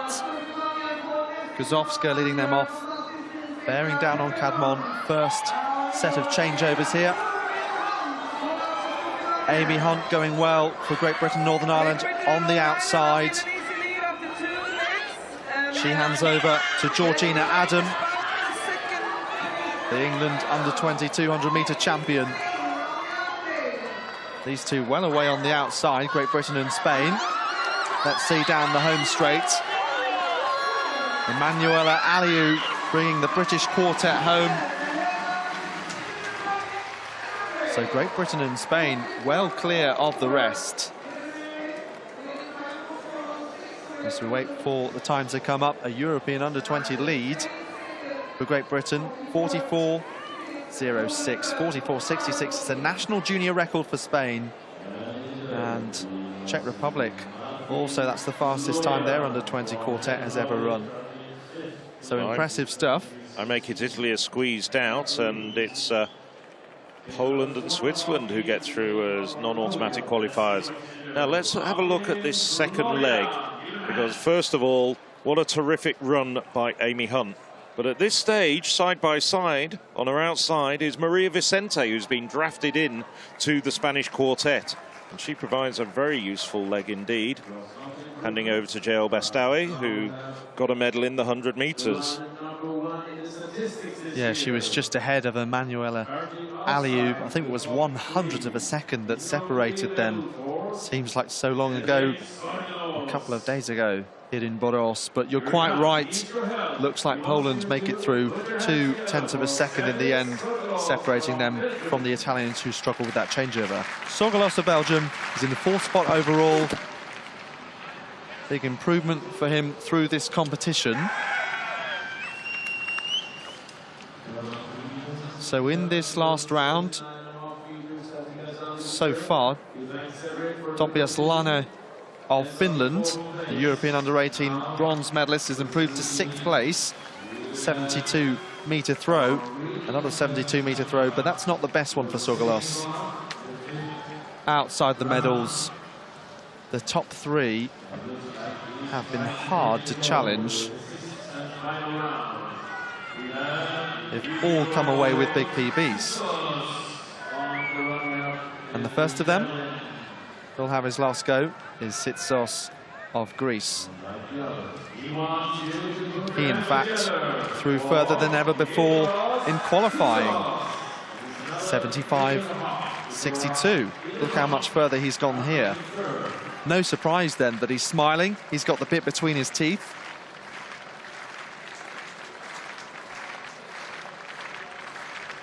Looks delighted to be in this position. Can he improve with his last go? 79.23. Needed to move up into silver. Was always a tall order. But the Greek can be very, very pleased with this javelin competition. In the field events, Greece just going from strength to strength. Karidi taking gold in the triple jump, one of the particular highlights for them. 14 metres, 77 metres for Tsitsos. and he just cannot stop smiling.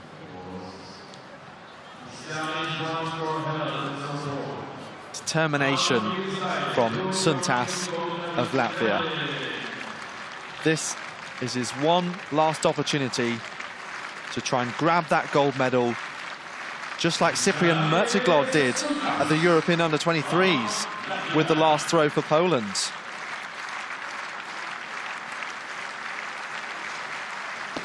Here is the Latvian. Once again, great athleticism on the runway. It's well over 75 meters, which is that white line. 79.23 thus far. It's going to be close. The Swiss watches and waits. It's 78.20, the exact same as his fifth round throw. And that means that Switzerland have their second gold medalist, adding to Ehammer in the decathlon. So he is the third Swiss man to take gold at the European Under-20s in the history of these championships.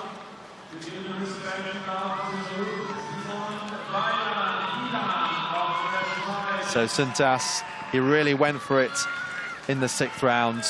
As the rain begins to fall once again, you just cannot predict the weather in the summertime in Sweden. We've had downpour and quickly drying out. So that leaves us with one final throw, and this man has put in an extraordinary performance in Boras. Just imagine reflecting on his disappointment a year ago in Tampere at the World Under-20s, 8th place, 70 meters. Here, 79 meters, and that national Under-23 records. And so it has to be one of the highlights, if not the best of this morning's session. 79.44 to take gold for Switzerland. And Simon Wieland following in the footsteps of Simon Ehammer last night, taking a gold medal for Switzerland, their second of these championships. Pretty sure Ehammer's in the audience somewhere. We've seen quite a lot of Swiss supporters on the far bend following the javelin. That's right, yeah, and apart from those two, as I said, Jason Joseph, the only other man since these championships have been running to take gold for Switzerland. So there we are, confirmation of just how strong the final was. We had 9 men over 70 meters in the end. It was perhaps a little bit disappointing to Pius Lana, probably hoping for somewhere in the region of 76 meters. He's a little bit down on that. And some of the men who got personal bests in that qualifying competition, including Jonathan Mailloux of France, didn't quite live up to expectations, but nevertheless, that top end, those medalists, terrific performances. This is confirmation of the result from that third heat of the 4x1 relay. And Poland making it through as one of the time qualifiers. Great Britain, the European Under-20 lead, they're the fastest. And they have Amy Hunt. Netherlands have Kentia Seidel. Spain have Yael Bestway and Maria Vicente, as we saw the heptathlon gold medalist. I wonder whether she'll run in the final. From the women to the men. And 5 teams in this one. First of all, Great Britain. Praise Olotoke had a good 200 meters. Go past the Finns. And now Germany. Lucas Ansa-Pepra and Elias Gurr, Simon Wolf as well. So plenty of individual talent from across these championships that we've already seen. And the Swedes just squeezed out of a place in the women's 4x1, hoping to go better here. And the Estonians on the inside. So once again, few spots of rain coming down. The challenge getting the baton round.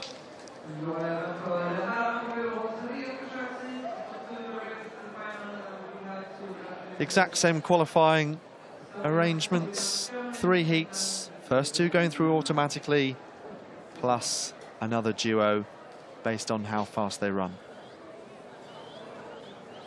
From the inside, Estonia, Sweden, Germany, the European under-20 record holders, Finland and Great Britain, the championship record holders.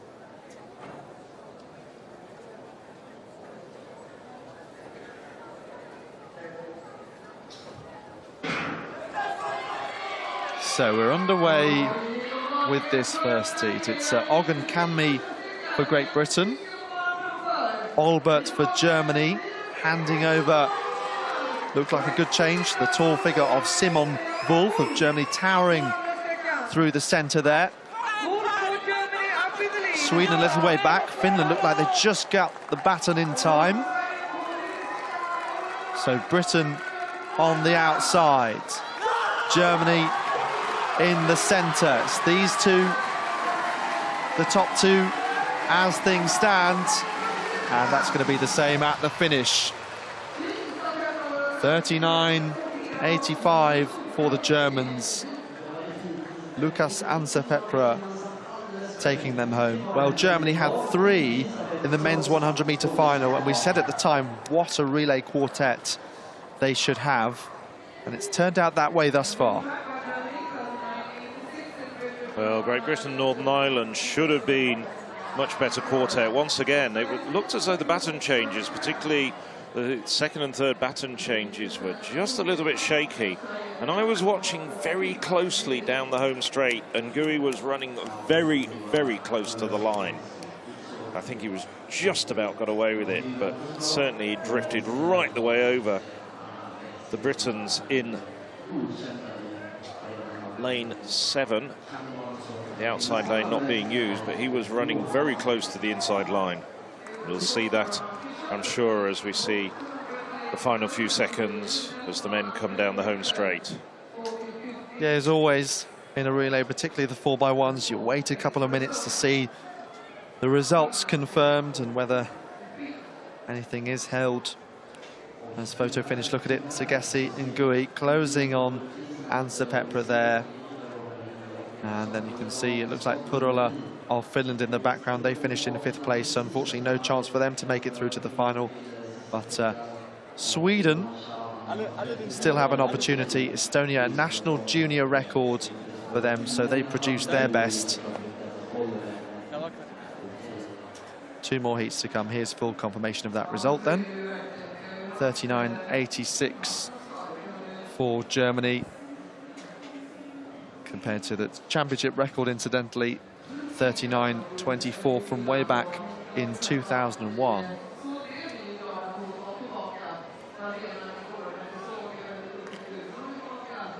The Germans incredibly closely matched on lifetime bests coming into this competition as well. Ansa-Pepra 10.42, Wolf 10.45, Olbert also 10.45.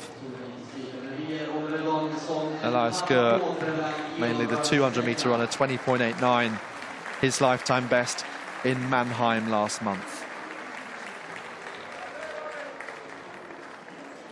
So I'm sure Great Britain and Germany are 2 that will challenge in the final for the gold. So that was quite a strong heat, you'd have to say.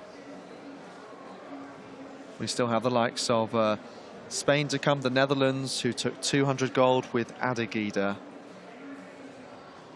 Just looking up that team of Great Britain, Northern Ireland that got that championship best of 39.24. All of them went on to international careers of some merit, some more so than others. Tyrone Edgar, Dwayne Grant, Tim Benjamin, Mark Lewis Francis. Of course, Lewis Francis famously brought Great Britain and Northern Ireland home to win the gold in 2004.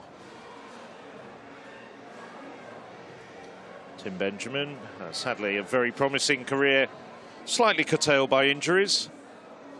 And it's the Dutch and the Italians leading the way at the top of the standings with 4 gold medals apiece. The Dutch have also picked up 4 silvers. Britain or Northern Ireland, well, they've bagged 10 medals of all sorts of different colours. 3 gold medals to the name, as have Ukraine. And then the likes of Switzerland, Germany, Spain and Belarus on 2 gold medals. So no less than 15 countries at this stage, after 31 gold medals, have got a title to their name.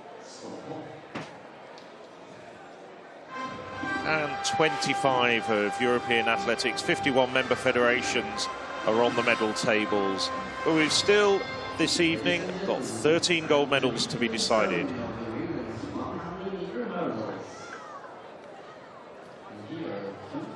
So we waited until the long jump was over for obvious reasons.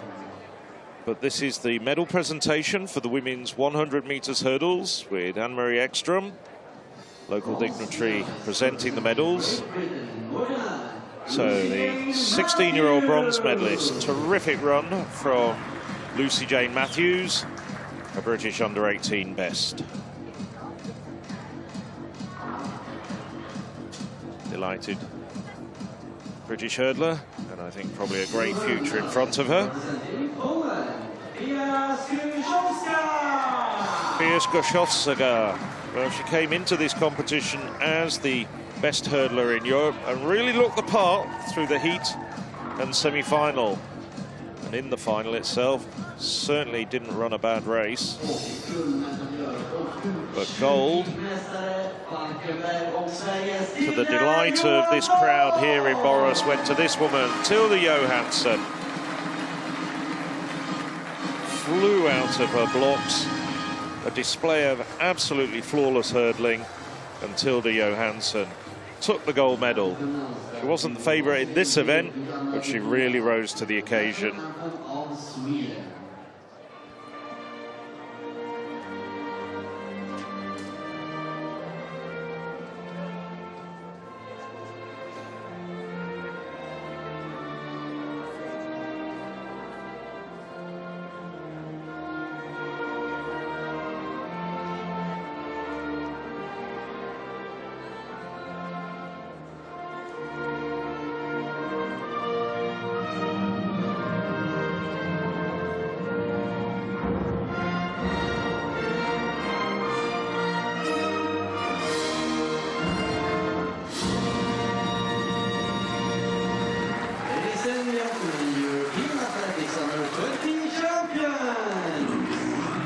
Those are the medalists from the women's 110 metres hurdles, which was raced last night.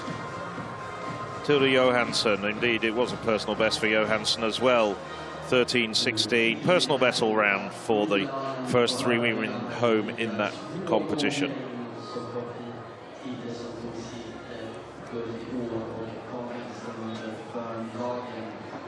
And Matthews, young enough to come back in 2 years' time when these championships will be held in the Estonian capital of Tallinn. Yeah, just 16 years of age. So we're here in the Reavalan Stadium on the outskirts of Boras, which in turn is about 50 to 60 kilometers west of Gothenburg. There's still a sizable crowd here, even though we're getting towards lunchtime. Just 2 heats in the men's 4x100 meters remaining. Yeah, around 3,000 spectators reported across the few days that we've had thus far.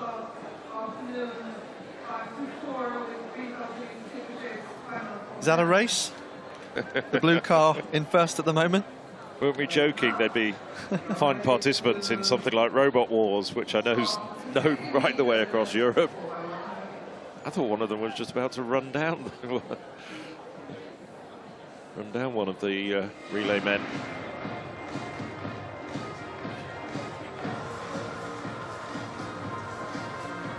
Well, you can see here the 6 teams that are in this particular heat. There's the lineup. On the outside, Slovak Republic. We will focus starting in the 5th lane. I can tell you the Slovakian just looking for a baton at the moment. There you can see him running up into his blocks. On his inside, Turkey, Poland and Italy. Well, the man we're looking out for is not just Danola, who's got the baton in his hand, but Paisan, the 100-meter winner, who will have the third leg around the second bend. Belgium also very useful quartet, as have the Poles. On the anchor leg, it's Plichka who took the silver medal behind Paisan in that individual 100 meters. So from the inside, from lane 3, it's Belgium, Ireland, Italy, with Danola setting into his blocks, Poland, Turkey, and Slovakia.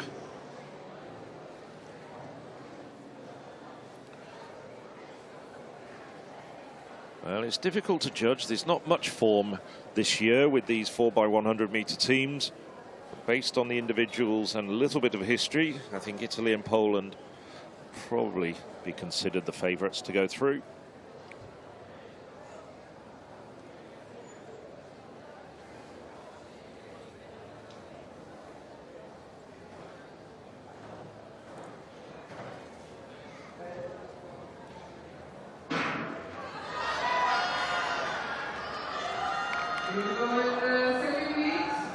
Well, indeed, Danola does have a very good first leg. Running well outside him, Skashancevic.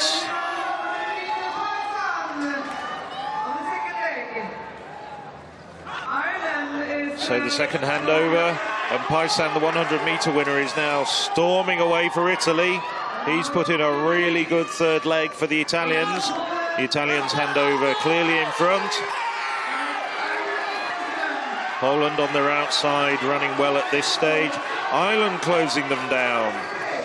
Well, it was Sexton, the highly favoured 200-meter man, but a great run by Murphy on that last leg. But it does look as though the other automatic qualifier, yes, it's confirmed. I was going to say the other automatic qualifier after Italy is Poland. And Ireland not quite quick enough to take one of the non-automatic qualifying spots, but a very good run. I think they've advertised that they're going to be in medal contention. The Italians followed home by the Poles.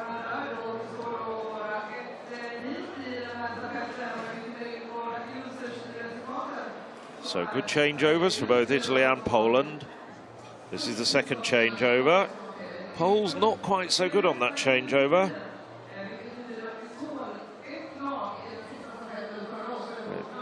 Sexton, who had the third leg for Ireland, handing over to Murphy. But on the last leg, Patter was away. Pitter-pattering his way down the track, you could say. And Plichka did close on the Italian just a little bit, but Patter was pretty confident. He knew that victory was his from about 20 metres out. But he's off just a little bit as the line approached.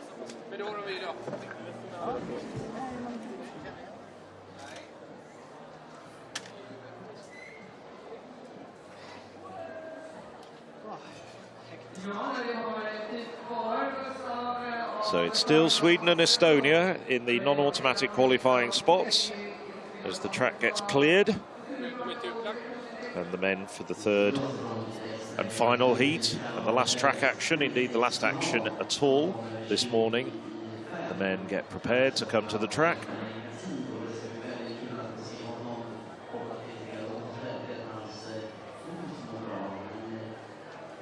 Well, the Italians look very slick in that heat. Certainly going to, I think, fight with Germany and Great Britain, Northern Ireland, possibly France as well, who come up in the next heat.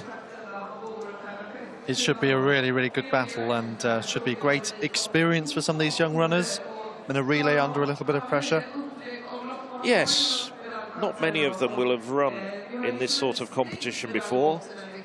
I mean, they've been chosen for their relay teams in the vast majority of cases on the basis of domestic competition. Might have had an international outing, for instance, in the Mannheim meeting last month, which brought together many of the leading European nations with under-20 and under-23 teams. But this is a baptism of fire for many of these young sprinters. And of course, the 4x100 meters relay, more than even the 4x400, requires slip and practice baton changing.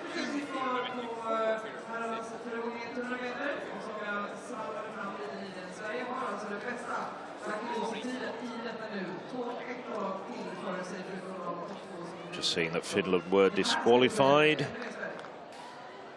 in the first heat. Doesn't affect any of the overall standings, but Finland disqualified for running out of their zone. Yeah, I think we caught that changeover being quite tight. But it means that Sweden and Estonia, who were in front of them in that heat, are in those two non-automatic qualifying spots as it stands. 40.45, and then that new Estonian junior record, 40.56. I'm sort of quietly rooting for the Estonians to get through. You don't often see an Estonian relay team in the final of a top-level competition.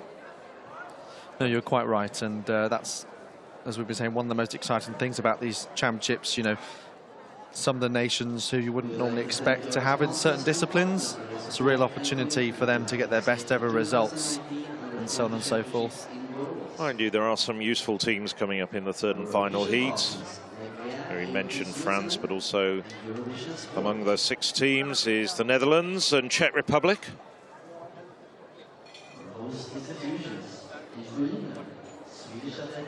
And that was the carnage in the women's 3,000 meters, with Machado going down, then bounces back to take the silver medal.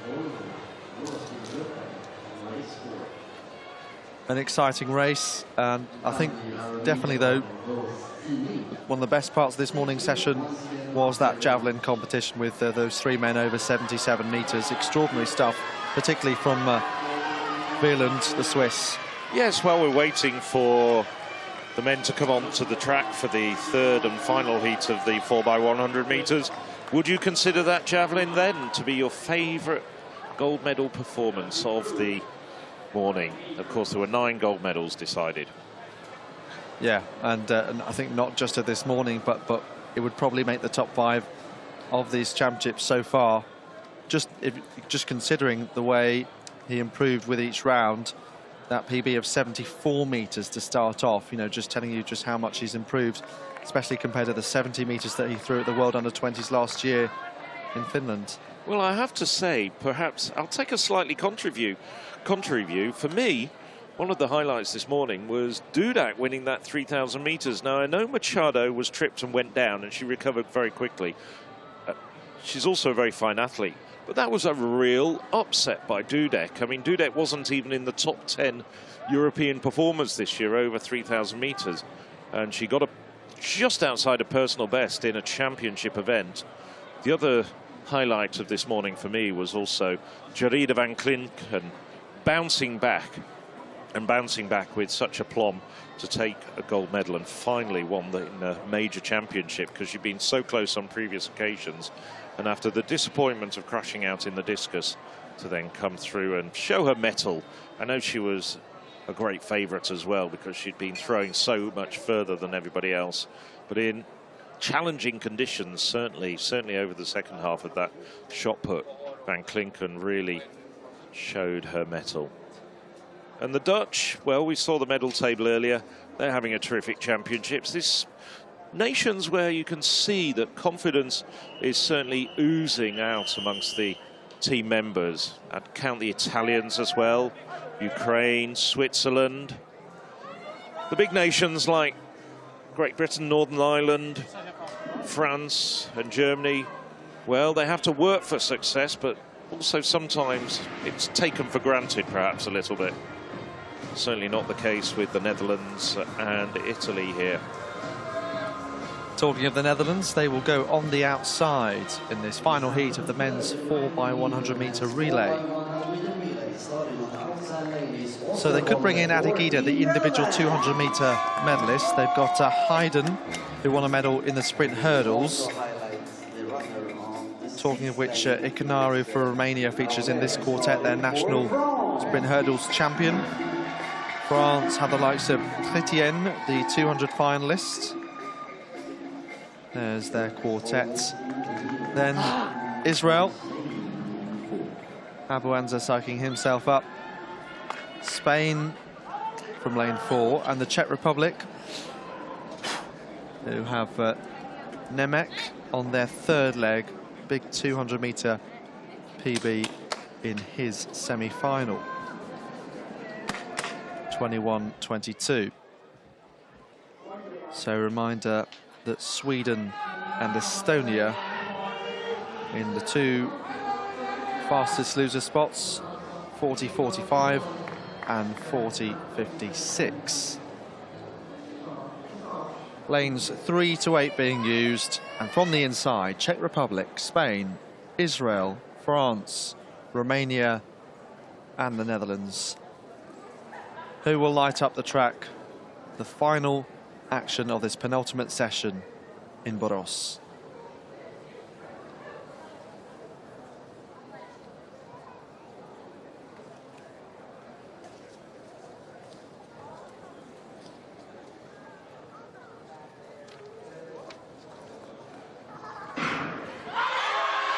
So underway, big cheer from the crowd here. Great start from the Spanish quartet.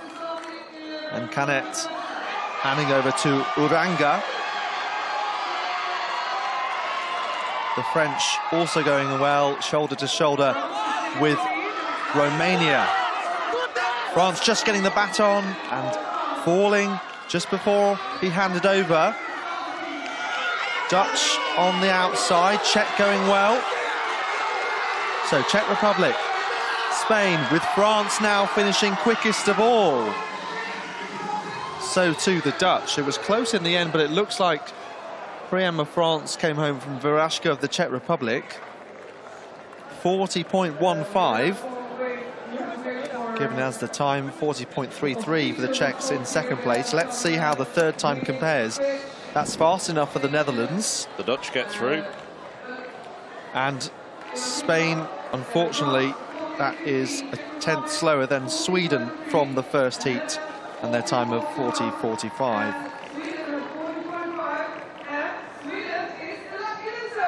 Yeah, so the stadium announcer delighted that Sweden make it through after their time in the earlier heat, but strong from this French quartet of Larue, Trétienne, Lada and Priam on that last leg.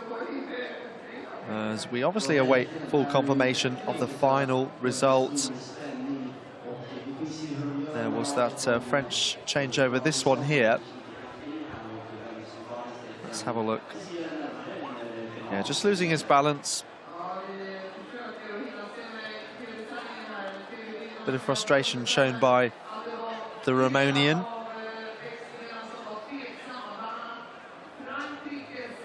The Israeli team going out in the background. Well, that change between Lada and Trétienne, the second changeover for the French. Trétienne almost had to come to a halt. He was almost about to run out of his sector. I think he stayed in. I didn't see a flag being raised. It was a very, very tight handover, that one.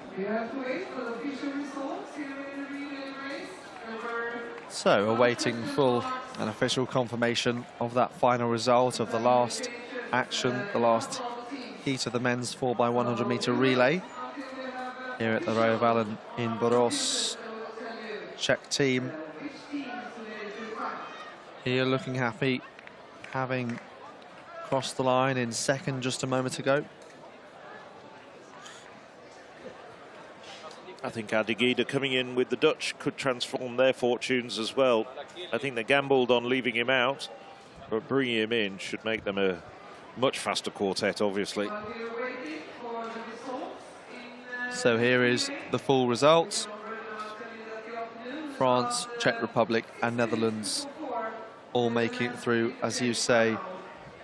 Not much separating them, and a little bit of a gamble not having Adigida here, but giving him a rest for the final. Now they've made it through. Could pay off. And these are the finalists that will line up then. Germany and Great Britain particularly strong in that first heat. And France and the Netherlands, you'd think, would be the medal contenders, along with Italy, as well with Paysanne and Danola. Well, I was impressed with the Italians. Yes, the Germans and Great Britain were faster in the first heat, but the Italians look slick and well practiced. And yes, they do have the 100-meter winner Paysanne running on a leg. I'm just wondering whether the Italians are going to swap that around as well and maybe put Paysanne on the anchor leg, which wouldn't be unusual. So he gets them through, helps them out, because he was running the third leg around the bend. Looks more like an anchor leg runner to me. Also has a terrific start, as we saw in the men's 100 metres. Yes, I mean, we were commenting off air that you traditionally put your weaker runner on the start, or the less practiced baton handler.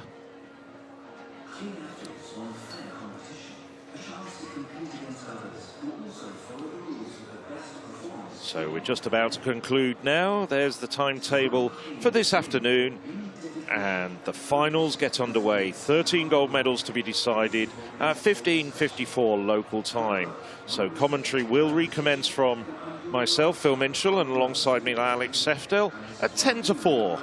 Boras time, Central European time, and we're 2 hours ahead of GMT. There's the rundown of all the finals this evening, and we wrap it up at 7:30 local time here. So please do join us again in almost exactly 2 hours' time at 10:04. Just before then, there'll also be pictures of a couple of victory ceremonies that will take place earlier in the afternoon. We hope you've enjoyed this morning's session with all those 9 gold medals decided. Join us later.